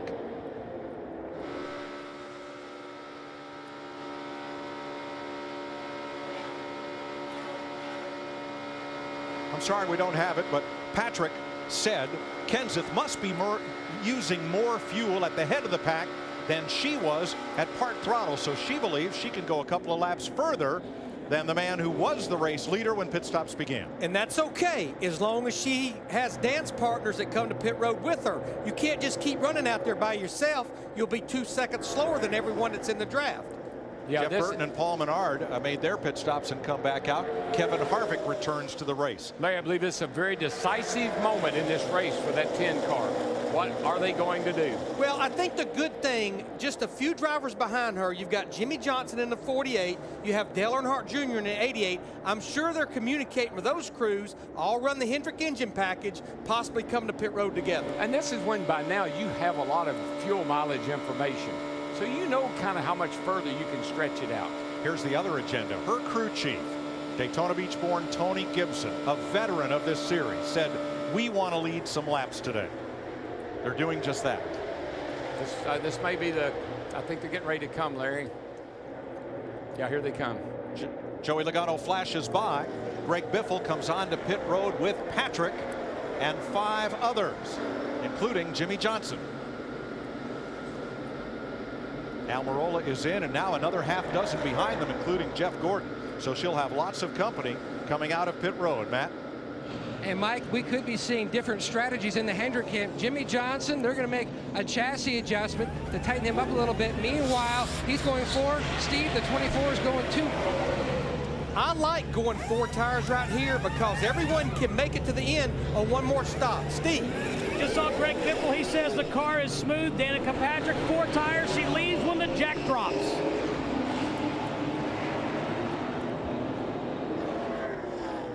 And at least one car works past her coming off of pit road.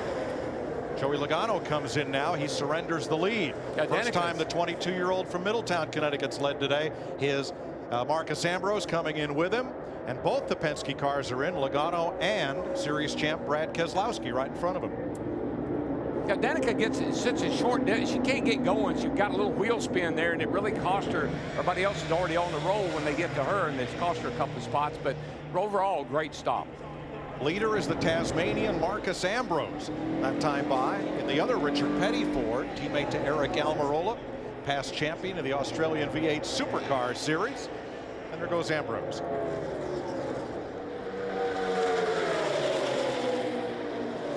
Got a little close for comfort coming off pit road this time. Yeah, well, remember what I told you about ramping up, getting more and more aggressive?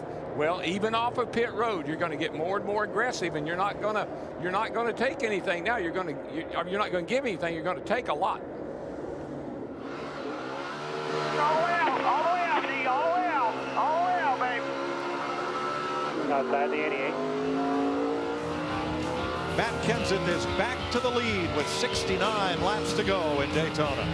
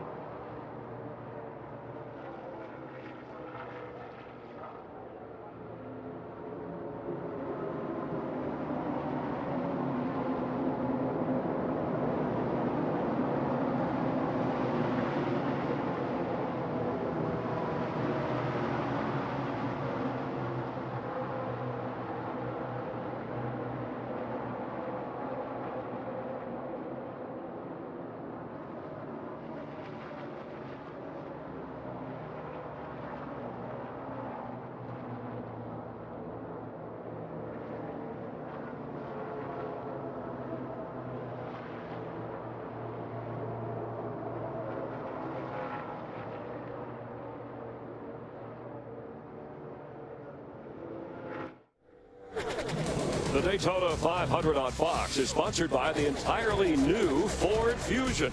There's still one thing it can't do.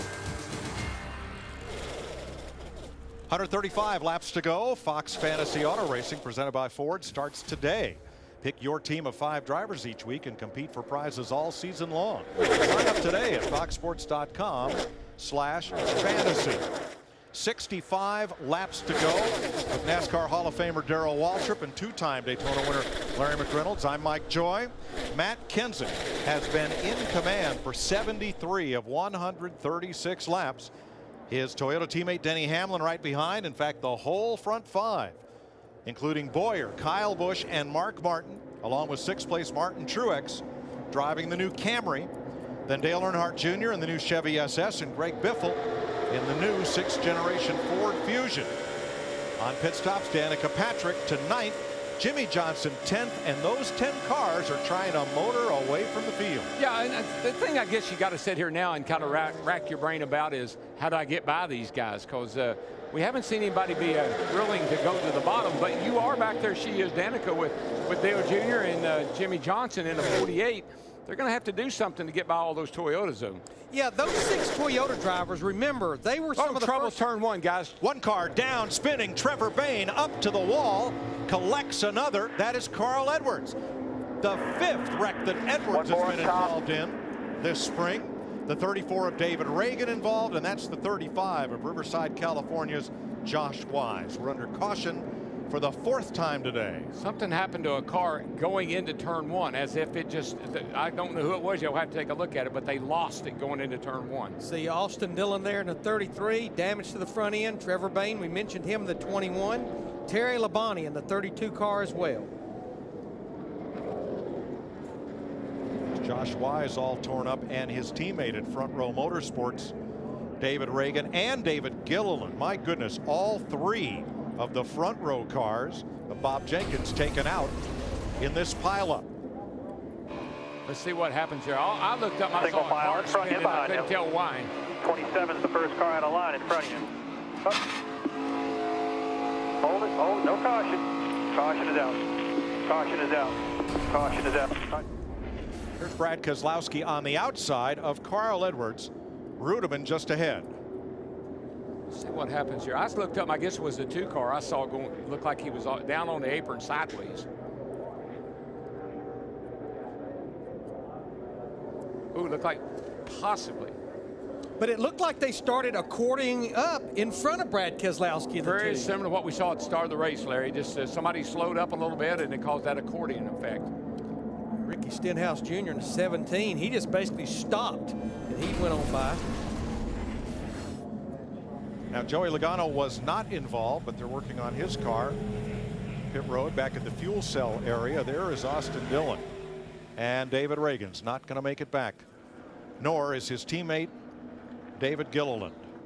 Larry, that 22 car looks like they have some kind of fuel issue. They're in the trunk right now. And his teammate Brad Keselowski in practice the other day had fuel delivery issues. Almost looks very similar. Trevor Bayne, the winner of this race 2 years ago, and Ricky Stenhouse Jr. You see right side damage on his Ford from Roush Fenway Racing. He did get damage. A little bit. I think he just scraped the wall. I don't think it's bad. 2-time champion Terry Labonte and rookie Austin Dillon all involved.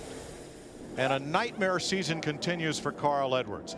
The 5th major crash he's been in 30 days here in Daytona. We're under caution.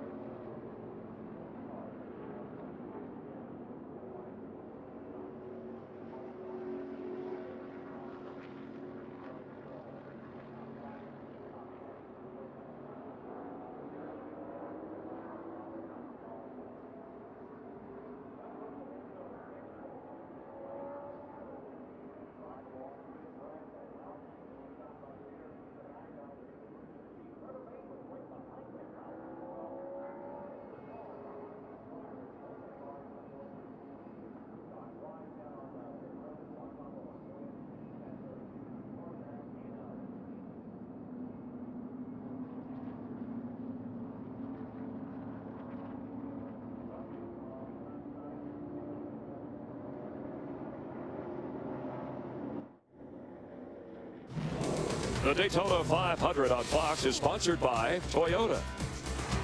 By Disney's Oz, the Great and Powerful, in theaters March 8th. By AT&T, Rethink Possible. And by Budweiser, great times are waiting. Grab some buds. Time for an AT&T race break, brought to you by the nation's largest 4G network, Rethink Possible. Glad you're watching NASCAR on Fox on the 55th running of the Daytona 500 with 60 laps to go. Danica Patrick making history as the first pole sitter for this race. There's her owner-driver, Tony Stewart. She did not lead early. Let's check on how she did on pit stops. An early sample cautious, but then in this one, she came in 8th and came out 2nd on lap 90. She led for the first time, has led a total of 5 laps, slipped to 23rd for a lap in this race, but is currently in the top 10 as we are under caution and a serious contender. Moments ago in that wreck, as Carl Edwards has had a miserable speed weeks, his 4th wreck here in Daytona. In fact, he called it the worst speed weeks ever for him. The popular Ford driver in the 99 car caught up in this wreck moments ago, which involved 9 drivers, including Brad Keselowski. Audio from Carl Edwards. Watch yourself, watch yourself, watch yourself. Outside, we just got wrecked. 21 wrecked. And earlier, the 8-car wreck took out Tony Stewart and Kevin Harvick. They're back on the track. Carl Edwards' car off the track at the moment. And Matt Kenseth, your leader, in fact, Toyotas have the top 6 spots. Kenseth has led the most laps today, but this is worth thinking about. Drivers who've led the most laps have not won the last 9 Daytona 500s. This has been an AT&T race break brought to you by the nation's fastest LTE network, AT&T. Rethink Possible.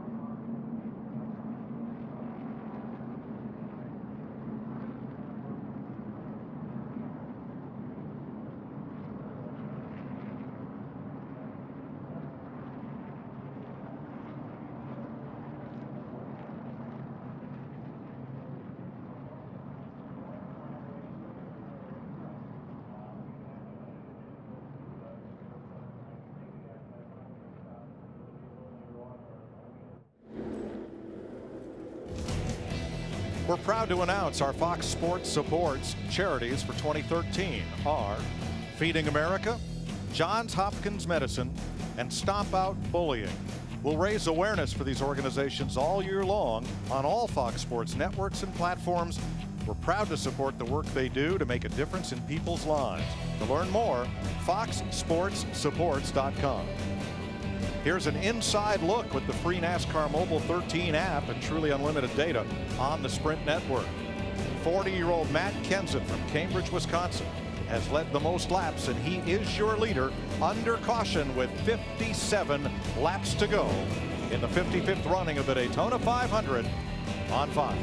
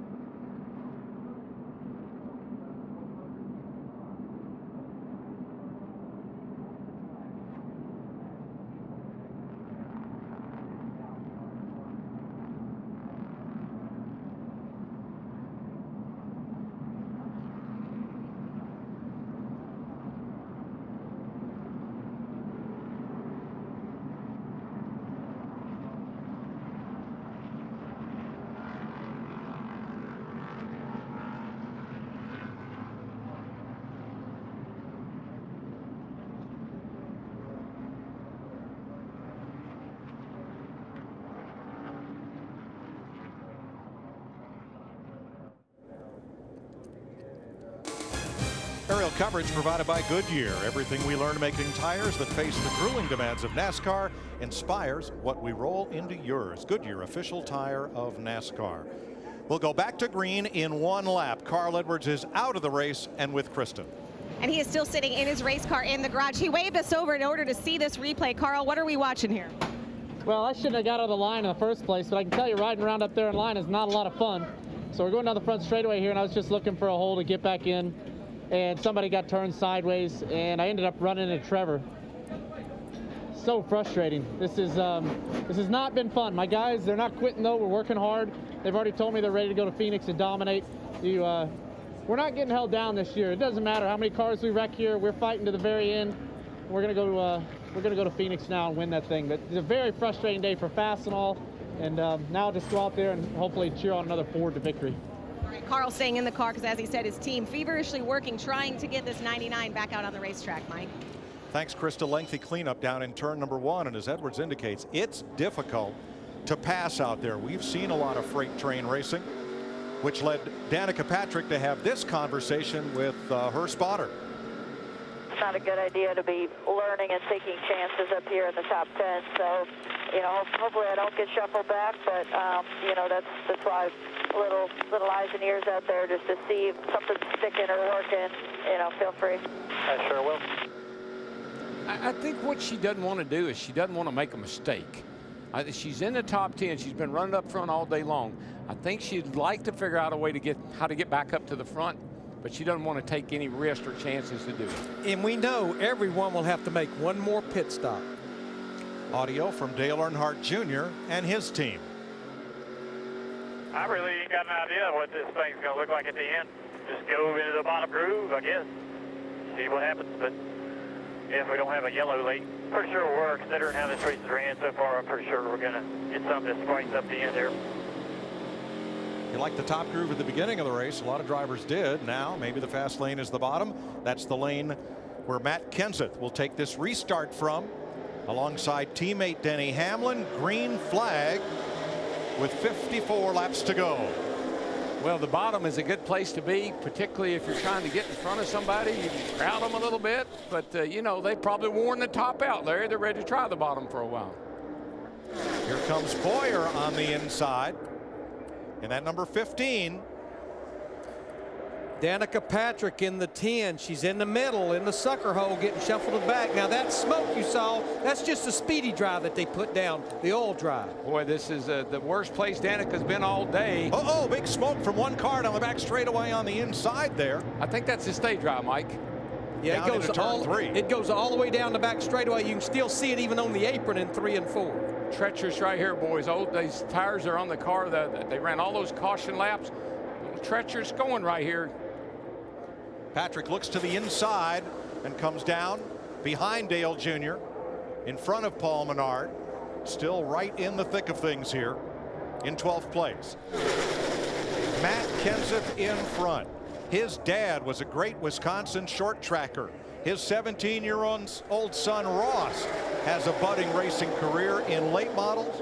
Matt and his wife Katie with 2 young daughters, the youngest of which 2 years old, and he's trying to win his 3rd Daytona 500. Well, you're going to have to do something, Larry, to break the stronghold that these Toyotas have all of a sudden kind of claimed. They're all running up front right now. Teammates all working together. That's going to be hard to beat. Yeah, Greg Biffle, he's the only non-Toyota in the top 5. You can see right there, 1, 2, 3, 4. I want to mention one other Toyota that's up there in the top 10, Bobby Labonte in that 47 car. He has cracked the top 10. He is up into the 7th position. Bobby, another driver, never won the Daytona 500. The bottom lane is looking like it has speed bumps in it. Clint Boyer was right up even with the 2nd place car, and now Boyer fights his way to the outside groove. Because the bottom wasn't working. Kenseth's car is smoking now. I saw that earlier going into turn 3, Larry. I know there was speedy driving. At the bottom. He's back in line. He just said something about a little bit of blue smoke came out the left front. Well, Matt Kenseth is making this look easy, but it is not easy. He is talking about another vibration. He just came on the radio before we saw that smoke and said, I feel it vibrating again.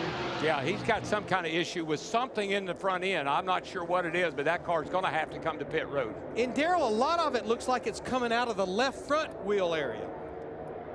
There it is. As Kenseth drops to the bottom. It's either an oil leak of some kind or else a wheel bearing of some kind. But it's vibrating smoking them. Everything else looks good. You can see right there over 10 miles per hour off to leader Denny Hamlin in the 11, his teammate. Yeah, he's coming to pit road. Hard break for Matt Kenseth. What a dominant car, and to have something go wrong. That's Daytona, buddy. It's a gear or something. It's shaking in the shifter real bad. It's a gear transmission or something. That was Matt Kenseth, big vibration on Toyota number 20.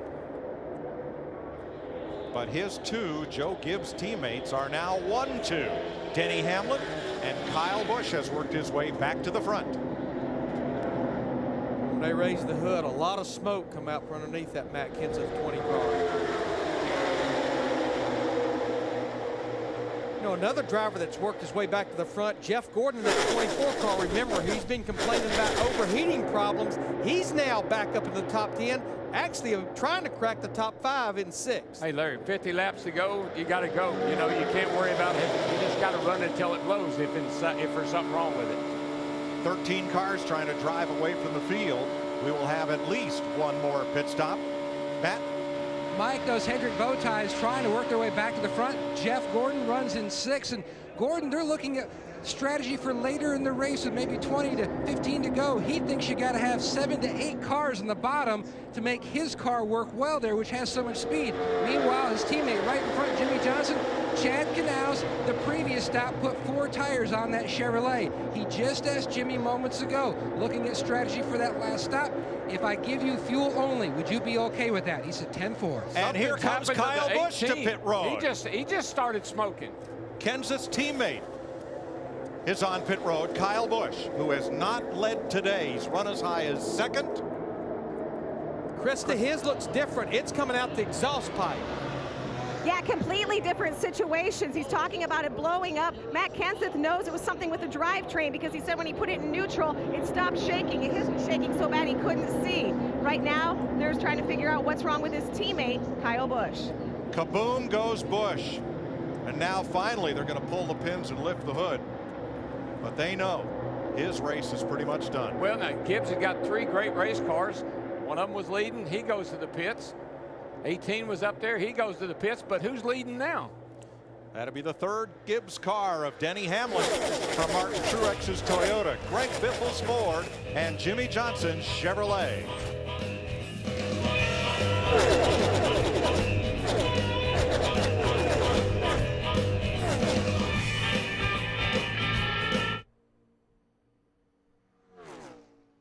The gear or something.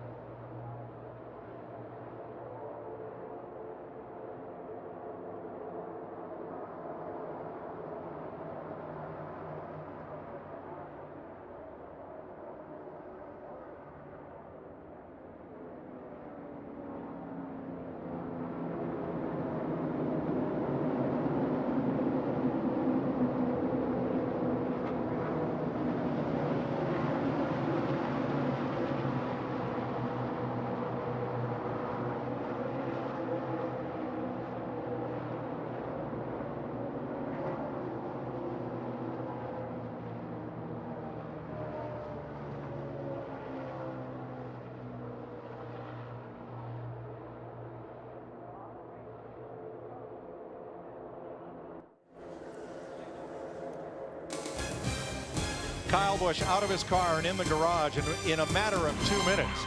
Joe Gibbs had 3 of his Toyotas running 1, 2, 3, and suddenly Kenseth onto pit road with a vibration. Kyle Busch with apparent engine failure, leaving Denny Hamlin on point. And how nervous, Darrell? Well, not only does he have to worry about his engine, he got to worry about his transmission, so he got a lot to worry about. Martin Truex has come from the back of the starting field up to the front. It's been a long time. 203 races since this New Jersey driver won a Sprint Cup race. Greg Biffle in third. He has probably had the best of the Fords all week long here. Then Jimmie Johnson, past 500 champion in his Chevrolet, and Jeff Gordon, who led the first 31 laps of this race in his Hendrick Chevy. That is your top 5, ahead of Bobby Labonte, Marcus Ambrose, Clint Boyer, pole sitter Danica Patrick, and Regan Smith. The top 10. 25 cars on the lead lap. Let's crank it up.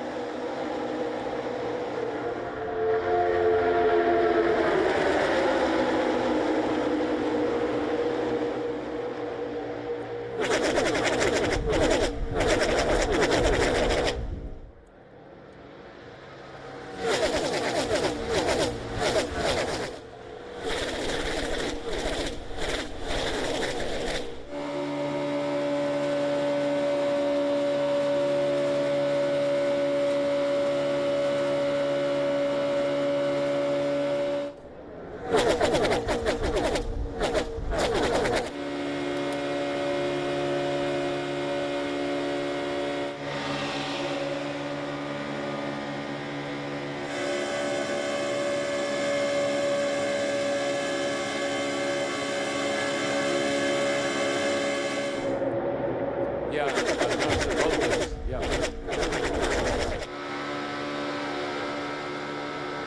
100 miles and 1 pit stop to go in a race where passing has been at a premium.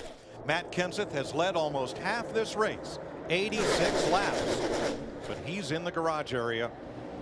Jeff Hamilton. Yeah, thanks, Mike. Thing is, right now, Matt, you were telling me during the break right there that they're getting ready to refire the engine. What do you think really happened, and can you get back out?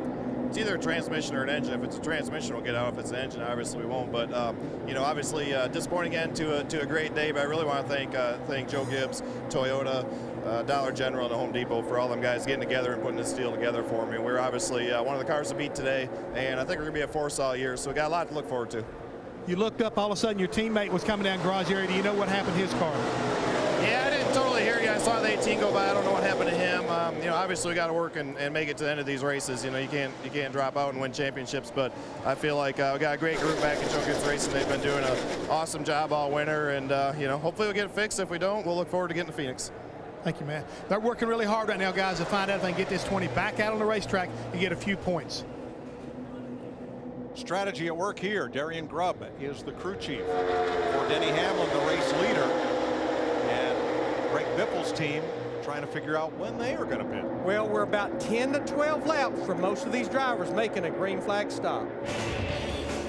39 laps to go, just less than 100 miles left to race in the Daytona 500.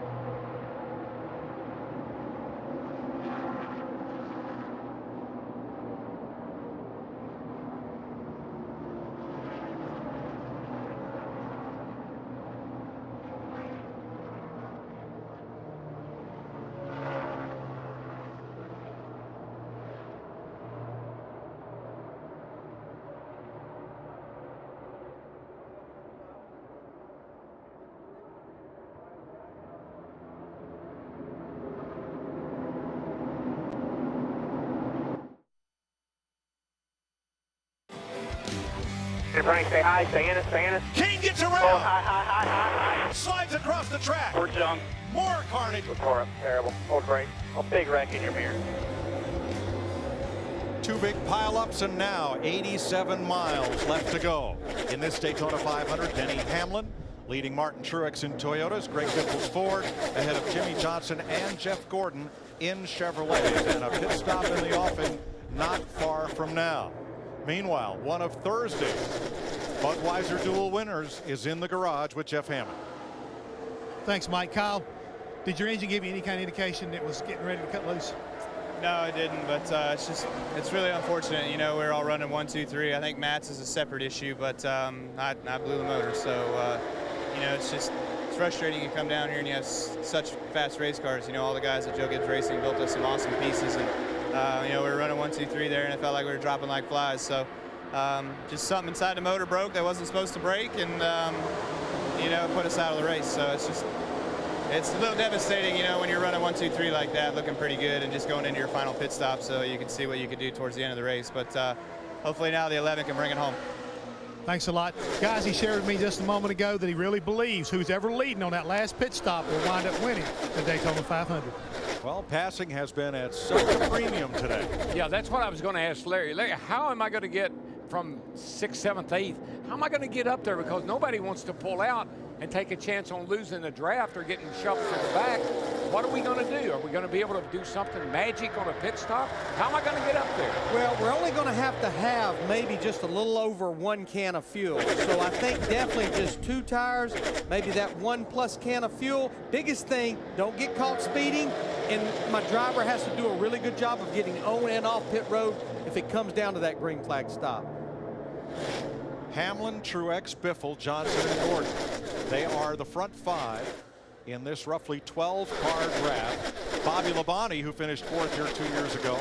Marcus Ambrose, Clint Boyer, Danica Patrick in 9th. The next checkbox for that green car of Patrick, the best finish by a woman in the Daytona 500. 11th, Janet Guthrie, 1980. Patrick now in 9th, with Regan Smith in 10th, Eric Almirola, and Dale Earnhardt Jr. That's the 12-car lead pack. Yeah, I watched those guys back there about Boyer back in the 15-car, Danica. They fall back a little bit, but they're able to pull right back up on the rear bumper of Marcus Ambrose. But I just don't see anybody with the juice to pull out there and make a pass. Now we're about 4 to 6 laps from green flag pit stops, but a couple of drivers that's in the top 10 that can go much further than the other ones is pretty much Marcus Ambrose in the 9 and Regan Smith in the 51. Pit stops are coming, but you're not going to miss a second. NASCAR on Fox goes side by side. We're with you the rest of the way.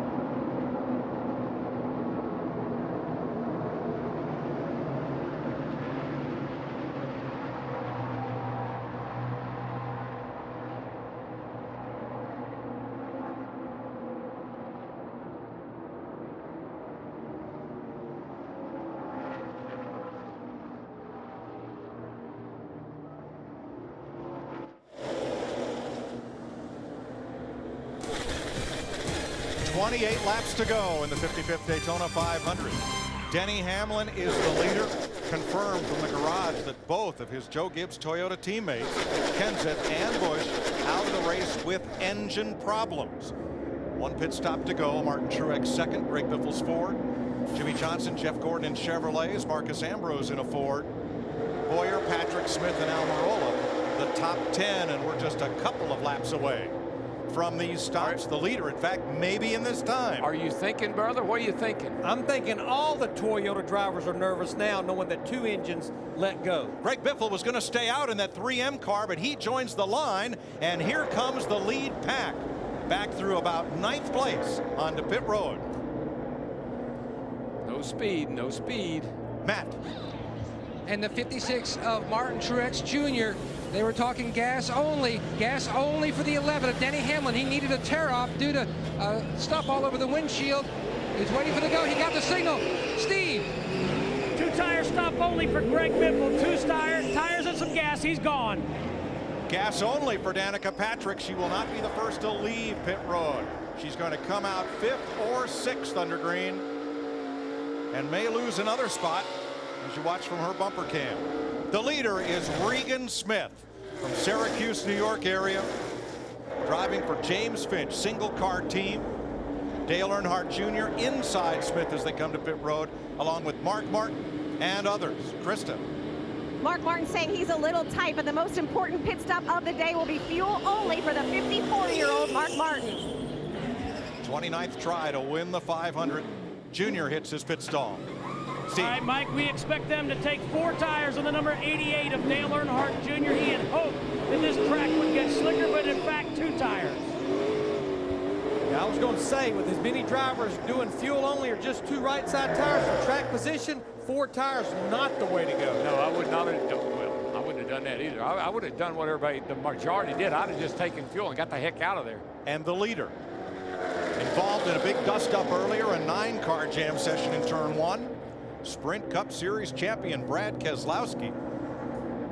And look who his drafting partner is, his Penske Ford teammate, Joey Logano. Matt. And Mike, Martin Truex Jr. just came on the radio and told his team, my engine is blowing up.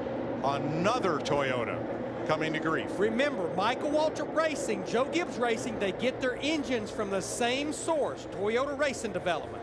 And those cars have been running. I mean, they make a lot of power. We can see that. I mean, they were running top 6 at one time. 4 drivers on the lead lap have yet to pit. Bad. And here come 2 of them. Keselowski, along with Logano teammates. Stenhouse still out there. Scott Speed and Michael Waltrip. Stenhouse is in. Ricky Stenhouse Jr. running for Rookie of the Year along with Danica Patrick, and they happen to have a relationship more so than just as competitors. Steve. Mike, fuel only for the 17 car, Brad Keselowski. He's been struggling with the front end of that race car ever since he got caught up in that lap 32 dust up. And you see gas only Sunoco fuel for the 17 of Ricky Stenhouse. Guys, I just want to tell you something. Business is getting ready to pick up. Caution.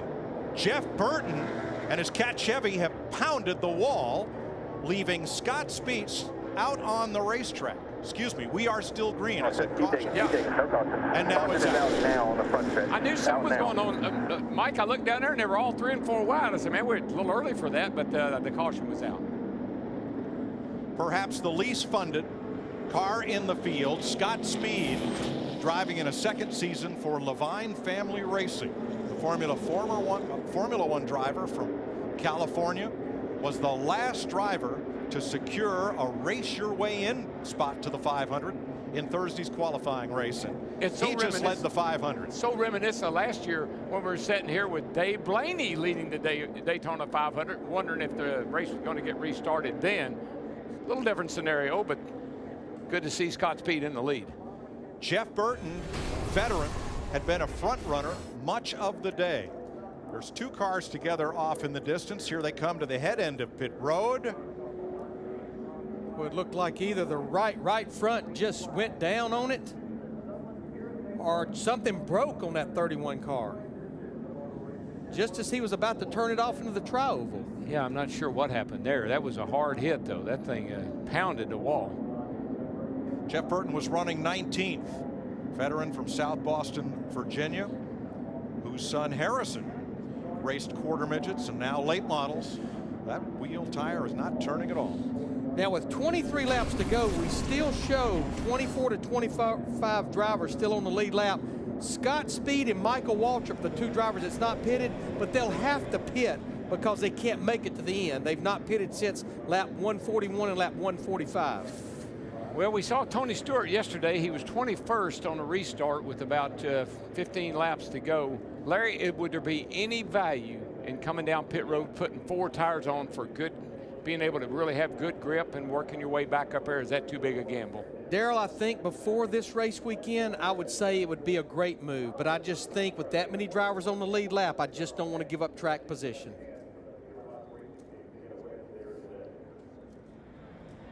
We're under caution with 23 to go in Daytona. Down to Chris Myers.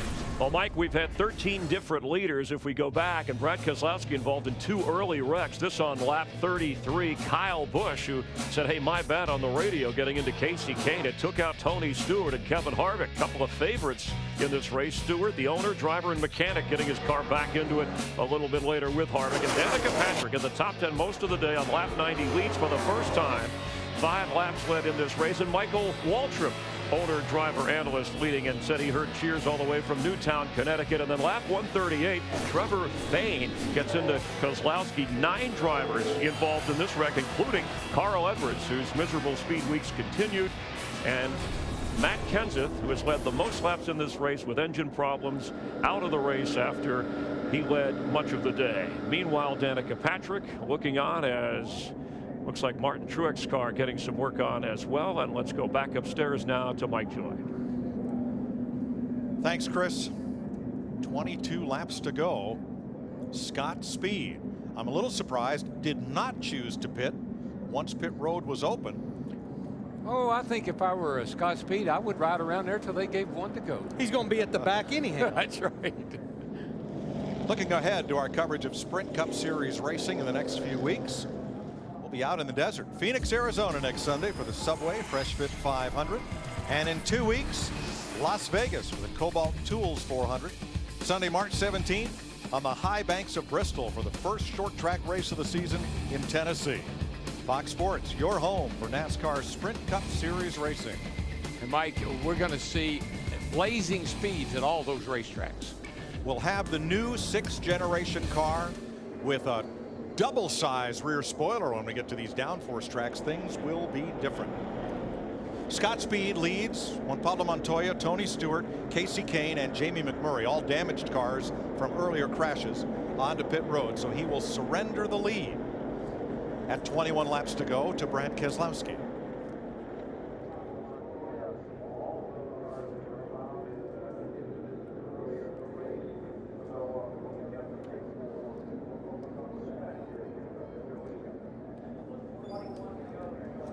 "20 laps, 50 miles are going to be left to race here. So let's have a look at our sprint. 20 to go. Things to look for in the final laps of this race. There is Brad Keselowski, your race leader, under this caution flag. Defending series champion, vocal, outspoken. 23 lead changes in this race. Danica became the first woman in the history of the Sprint Cup Series to lead a green flag lap earlier today. Denny Hamlin has spent 33 laps out in front of the field after starting 33rd, but both his teammates and another Toyota Truex in the garage recently with engine trouble. Danica Patrick, there is a graph of her day. She's been in the top 10 for most of the day and currently runs in 7th. Steve Burns. With Tony Gibson, the crew chief for Danica Patrick, you guys have done so much right today, Tony. What's the strategy with 20 to go? I don't know. I guess pray, because it's going to be pretty crazy right here, I guess. You know, Danica's done a fantastic job all day. Pit crew's done awesome. The GoDaddy Chevy SS has had a lot of speed in it. We got shuffled back a little bit. She was managed to get her way back up there. So I got a feeling right now it's getting ready to get interesting and a little nerve-wracking. So hopefully we can come out of this deal unscathed and see what happens here. But it's going to get hairy now. Good luck. Thank you. Oh, by the way, I want to add with our sprint 20 to go, in our last 8 Daytona 500s, 7 of those 8, we had a caution that bunched the field back up with less than 5 laps to go, with actually 4 green-white checkers in those 8 races. Spotters, crew chiefs, right now, they're all talking to each other, and you know what they're talking about? Let's make a deal. Yes. And then if we do make a deal, I hope you'll dance.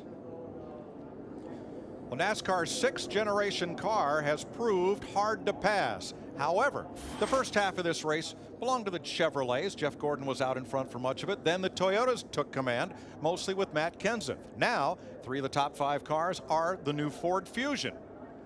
Well, Mike, here's what I see. Somebody's got it. They got to get a group together on the bottom of the racetrack. You're not going to win this race riding around the top. So the question becomes, am I here to finish or am I here to win? And if you're sitting there leading the race, you're pretty comfortable. But somebody, a group of cars, have got to try to get down on the bottom and go to the front. Larry, do you want your driver to wait and make that last lap pass, or when is the right time? I think Tony Stewart told us over a week ago, you cannot wait to the last lap. And I think that's what we also saw in the Budweiser duels. I think you're going to have to do it well before that final white flag lap. I agree. Coming down to what could be the last green flag of the day. On the front row, Keselowski's Ford, Jimmie Johnson's Chevrolet. In row 2, the Fords of Biffle and Ambrose. Chevy and a Toyota in row 3. That's Patrick and Hamlin. Again, Chevy, Toyota, Gordon and Boyer. All these are lead lap cars. Mark Martin's Toyota, Ryan Newman's Chevrolet there. Well, you know, Mike, with Keselowski's Ford, it's wounded a little bit. Hadn't been that fast since he got in a couple of those wrecks. He's restarting on that outside line. This is Jimmie Johnson and the inside line's chance to take advantage of that, because I'm not sure Keselowski's got the speed. Johnson's crew chief Chad Knaus looks on. 25 cars on the lead lap. Here they come for the green flag with 19 laps to go.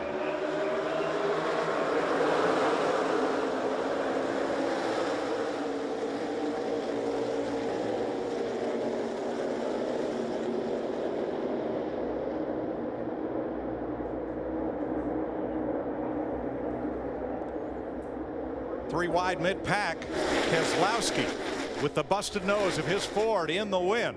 Can he in the outside lane prevail as they come around? Well, he's got a lot of help. Greg Biffle is right there, and we haven't spoken a lot about Greg Biffle today, but we know he has a great handling race car. And Greg Biffle in that 16 was not bashful about pushing Keselowski down the back straightaway. And how about our third place driver, Danica Patrick up there, 18 laps to go, solidly in the top 5.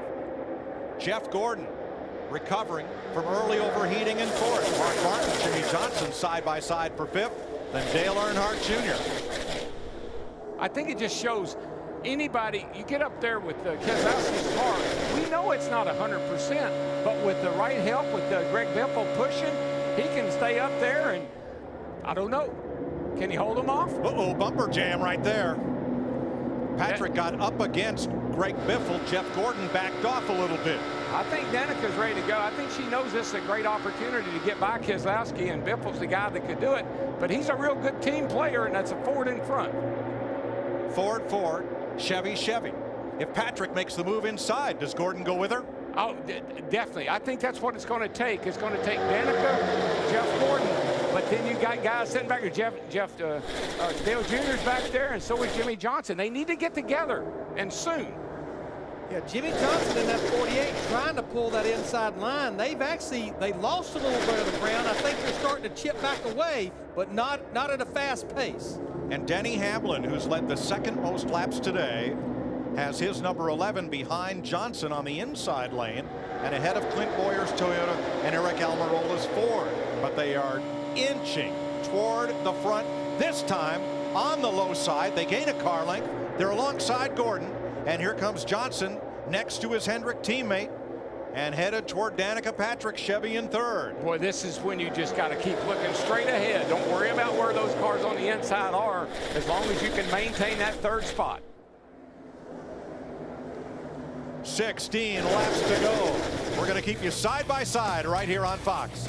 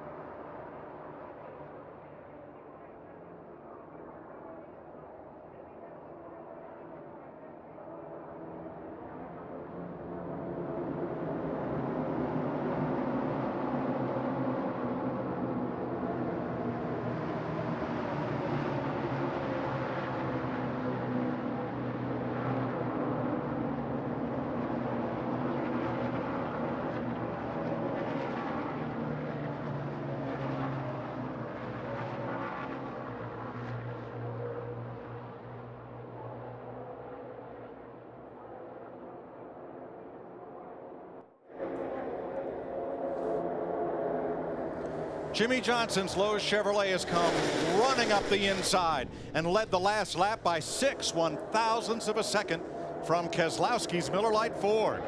Well, Mike, this is what we've been wanting to see. This is what we've been waiting for. We knew when it got down 15 to go, 10 to go, this is what we were going to see. Now, what's going to happen? Boy, Eric Almirola in the 43, he actually got shuffled to the insides. He looks going to lose a couple of spots, but look at him, 3 wide by 3 wide by 3 wide. Behind the front 6, 3 abreast. 12 cars under a blanket behind the 6 leaders. And here they come for 12 laps to go. Can you hold your breath for 12 laps, Darrell? Boy, I tell you, my heart is pounding right now. These guys and gals are putting on a whale of a show. What a way to end the Daytona 500.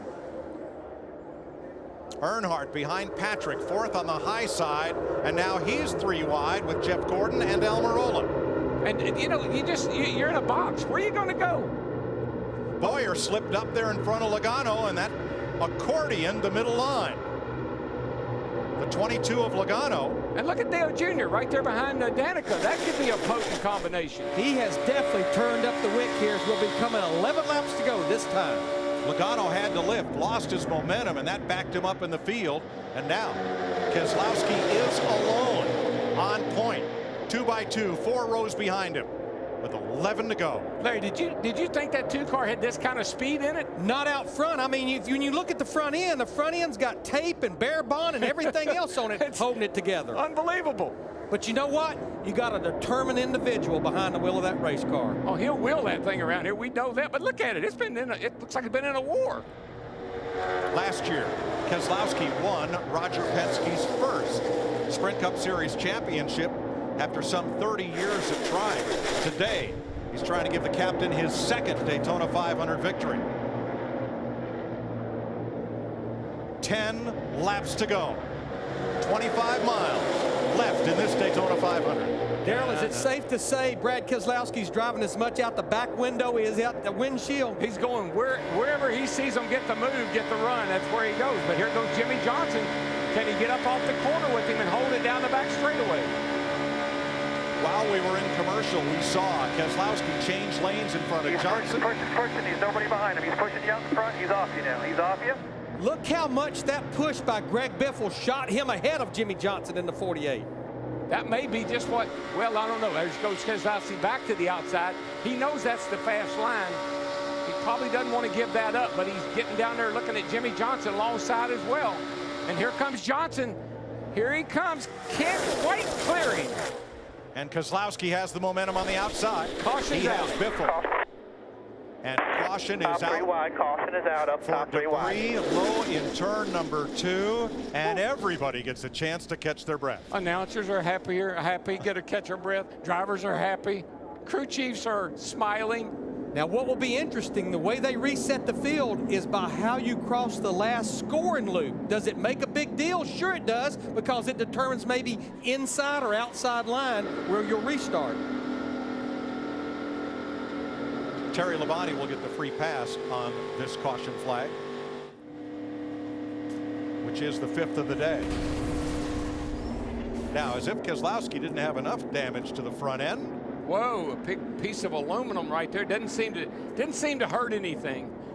It could be, you know what, Larry Mike, it could be off of his own car the way that thing looks. It came off several miles ago.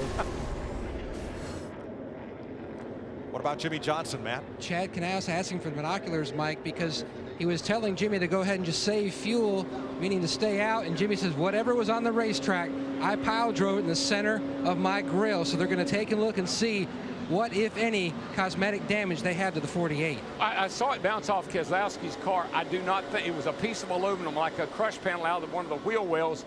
Don't think it did any damage whatsoever. Let's see if we can. Leader is Johnson. There's the debris. Oh, yeah. Yeah, but you can see how it's so light. It's just a piece of aluminum from one of the crush panels. I don't think that's a problem. Looked like it did any damage. Steve. Brad Keselowski just told his team, whoever is going 3 wide behind us is killing our lane. That's interesting. Yeah, so 10 to go. What do you want me to do? I'll pass it along. I don't think it's going to do any good. Johnson, Keselowski, Hamlin, Biffle, and Boyer. Pole sitter Danica Patrick in 6th. Logano, Earnhardt, Jeff Gordon, Mark Martin. There's 25 cars can still win the Daytona 500. Yeah, and he might be running 25th, too, right now. Be hard-pressed to tell any of those 25 drivers they can't win.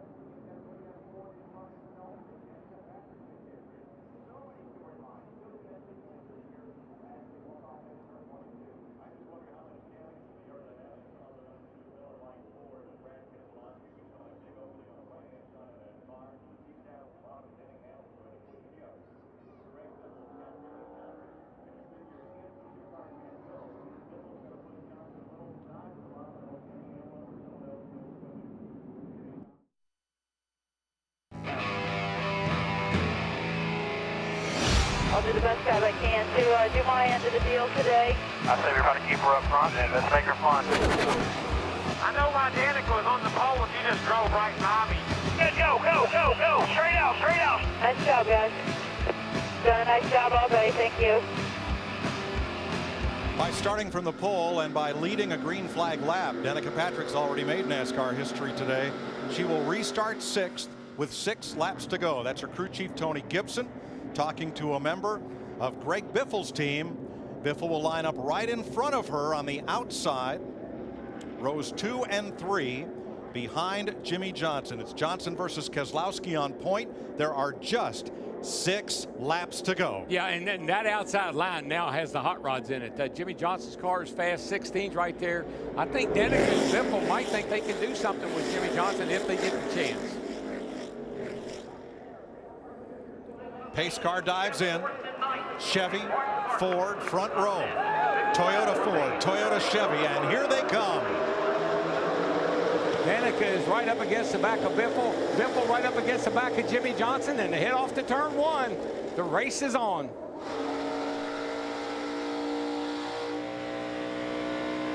Building from 70-mile-an-hour pace car speed up to 190 miles an hour by the time they hit turn 3, and Johnson's in command.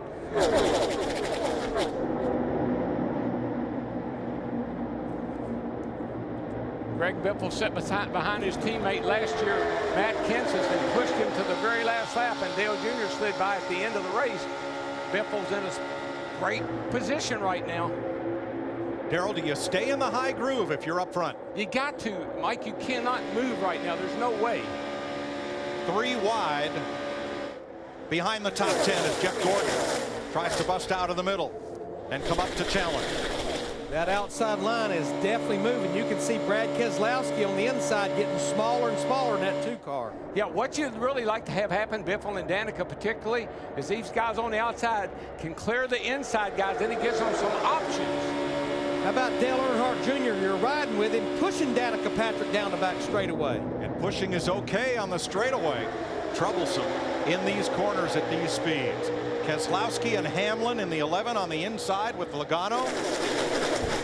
Trying but unable to close up on the outside lane. We talked about teammates all day long, and here's Jimmie Johnson, and right behind him is Greg Biffle, but then comes 2 more teammates in Danica Patrick and Dale Earnhardt Jr. That could be a big gain. 4 laps to go.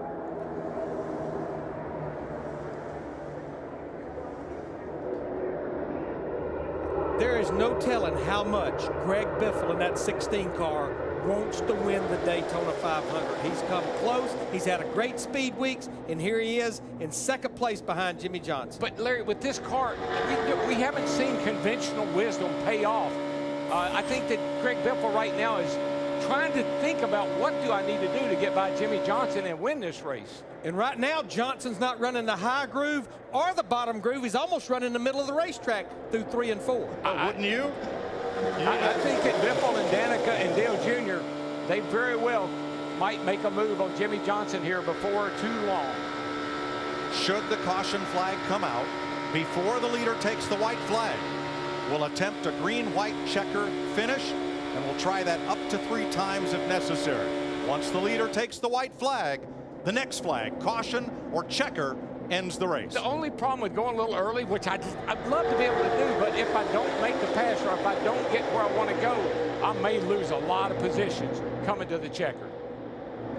Jimmie Johnson is a Daytona 500 winner, but over the last 6 500s, he's finished no better than 27th. And last year he completed only 1 lap. Well, Mr. Lonely is lonely right now, and he's loving every minute of it. Darrell, I believe somebody's going to have to do it here in the next little bit if they're going to make something happen. Ryan Newman over 200 entering the corner. And look who's up there in the top 10. Regan Smith, J.J. Yaley, Michael McDowell, drivers with small teams challenging the powerhouses of this sport. With 1.5 laps to go. You know what they are praying for? That it finishes just like this. Let me finish right where I am. Up front, different story. What a great payday for those teams. Here they come, boys and girls. Go now or finish second. When we cross the start-finish line, it's a race. You got hurt in about. And oh, by the way, it's not over. It's just now on. Darrell, keep an eye on Dale. Oh, car in the wall, hard. Turn 1. And it's one of the BK cars. It's the 93 of Travis Quapple. Let me know if no the yellow caution. comes out. NASCAR, if the track is clear, they will let them finish. We are still green. And here come the leaders. Yeah, Mark Martin is really pushing Dale Earnhardt Jr. in that 88. Jr. to the inside of Greg Biffle. The green flag still flies. Martin's number 55. Keselowski in the 2. Biffle backing up. Patrick behind him. For the second time, the Daytona 500 goes to Jimmie Johnson, 5-time champion from El Cajon, California, and his Rick Hendricks Chevrolet. He can thank Dale Jr. for that. Second year in a row, Dale Jr. has come on late and finished second.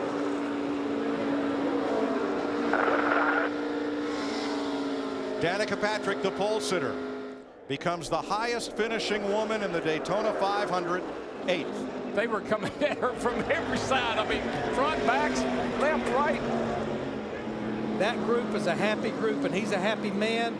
Not only because they won this race, since he won it in 2006, his average finish in the 500 outside the top 30. And the reason we call it Mr. Lonely. God, man, that's awesome. We got you one, buddy. You're here for it. We call him Mr. Lonely because all they did in testing and practice and all that ever time is just ride by themselves. Jimmie Johnson's crew chief, Chad Knaus, will make his first trip to Daytona 500 victory lane. Johnson's last win came with Knaus on suspension. Today is Jimmie Johnson's 400th career Sprint Cup start. There's car owner Rick Hendrick. I didn't want to use this fact earlier. I might jinx it. Brother. Burn it down. Look at who won in their 400th career start. Lee Petty, Richard Petty, David Pearson, Dave Marcus, Dale Earnhardt, and now Jimmie Johnson.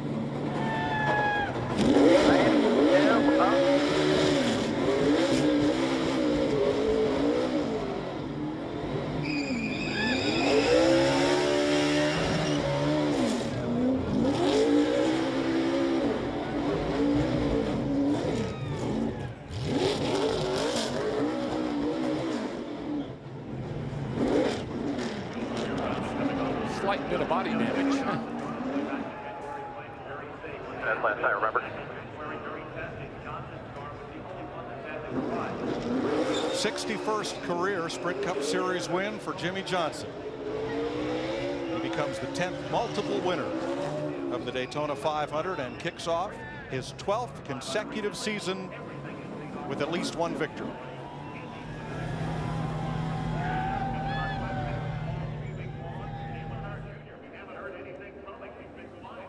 Top 10 for Danica Patrick. Best ever finish in the 500 by a woman. And here is the 5-hour energy big move of today's race. Jimmie Johnson holding off Dale Earnhardt Jr., who finishes second for the 3rd time in the last 4 500s.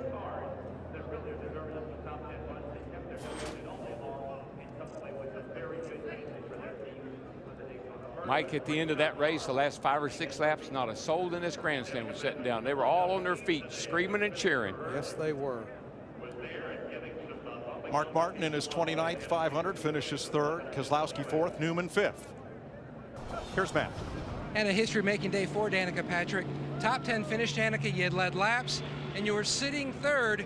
We got ready to make the run for the finish. At that point, what was your game plan? You know, I kept thinking about that the whole time. There was plenty of time. I mean, I spent most of the race running half throttle in the line. So you spend a lot of time thinking about what you're going to do when that opportunity comes. And, you know, I think that it's just tough to tell. You know, I kept asking up above what it looked like was working. And, you know, if you needed a hole, you needed people to help you out. I feel like you know, I had a little bit of help here and there, but you know, I felt like if I were to dive low, I had a feeling I was going to get freight trained. So, you know, it was tough to tell. I mean, Dale did a good job of backing it up because it did look like we were getting away, and it felt like it too because we were flat, like we were not lifting those laps. And when you're 2nd and 3rd and so on, you do, and so we weren't. So I thought we were maybe just pulling away a little bit, but at the end of the day, it was. You know, it was a solid day for the GoDaddy car and the GoDaddy crew. They did a nice job in the pits. We stayed basically in the top 10 all day long, so can't really complain about that. It was nice. It was calm most of the time, but it was fun when it got a little exciting. Mission accomplished, Mike Joy, 8th in Daytona. Jimmie Johnson has become the 10th driver to win multiple Daytona 500s and gives car owner Rick Hendrick his 7th victory in the Great American Race.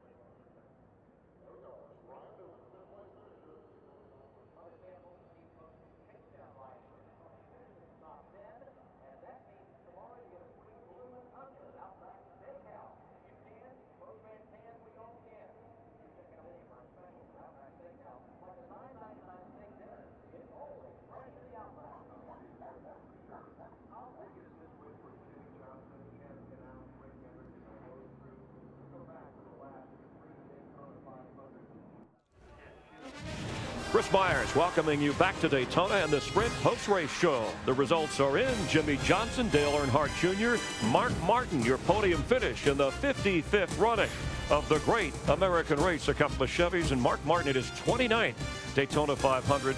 Winds up third. Junior helping Jimmie, his teammate, across the finish line. And that last lap, back of the pack wreck. No caution thrown on the part of NASCAR. It is their discretion, figuring no serious danger to anyone on the track, and letting them race to the end in the 55th running of the Daytona 500 as Jimmie Johnson winning for the second time. He led the last 10 laps, led a total of 17 laps, and was steady all day. His fastest lap coming late in the race. Steve Burns is with Jimmie in victory lane.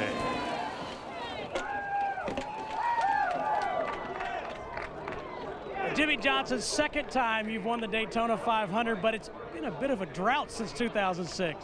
It has. You know, plate racing is an awfully tough form of racing, and there's a lot of luck involved.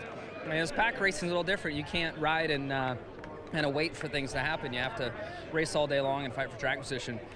And this race car, the slow Chevrolet, was so good. Chad Canales and all of Hendrick Motorsports had me a fast car, and I could really stay up front all day long.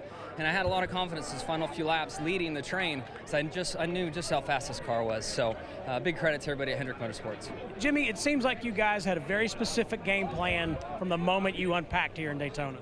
We did. I mean, we wanted to get this car to the 500. We knew it was the best car for us, and very happy to have it in the 500, and it certainly did its job for us. So I just want to give a big shout out to all the fans, and also want to send my thoughts and prayers out to everybody yesterday that were injured in the grandstands. Go to Lowe's, buy some stuff. Spring's coming. Go buy a Chevrolet. I'm very happy to win the first Gen 6 car. We're racing the Gen 6 car for Chevrolet, their SS. An awesome day. All right, Jimmie, thanks so much. Congratulations, Daytona 500 champion. Thank you. Appreciate it. Let's go to Krista Voda. Jimmie's teammate Dale Earnhardt Jr. doing everything he could to get by Jimmie, and he had some help from a guy that we've been talking about. You said you had the right guy pushing you. Yeah, me and Mark were just kind of sitting there, and I was hoping he was thinking what I was thinking, so I was going to wait, back up pretty hard to him, and get a run off of 2 and try to see how what we could do in those last 3/4 of a lap, and just kind of ran out of steam off of 4. And Mark didn't get back to us. It just didn't work out just perfectly, but we made a good move, just not enough racetrack. Real hard to pass the leader. Jimmie did a lot of good things there early or late in the race to stay up front. Real happy with HMS Engines. All the guys at the shop did a good job all season, working really hard trying to get these cars ready. It's a great finish for us, and we're going to be strong this year. Really excited about getting the season kicked off with such a good finish. He thanked Mark for the push. He thanked his team for the car. Matt Yoakum?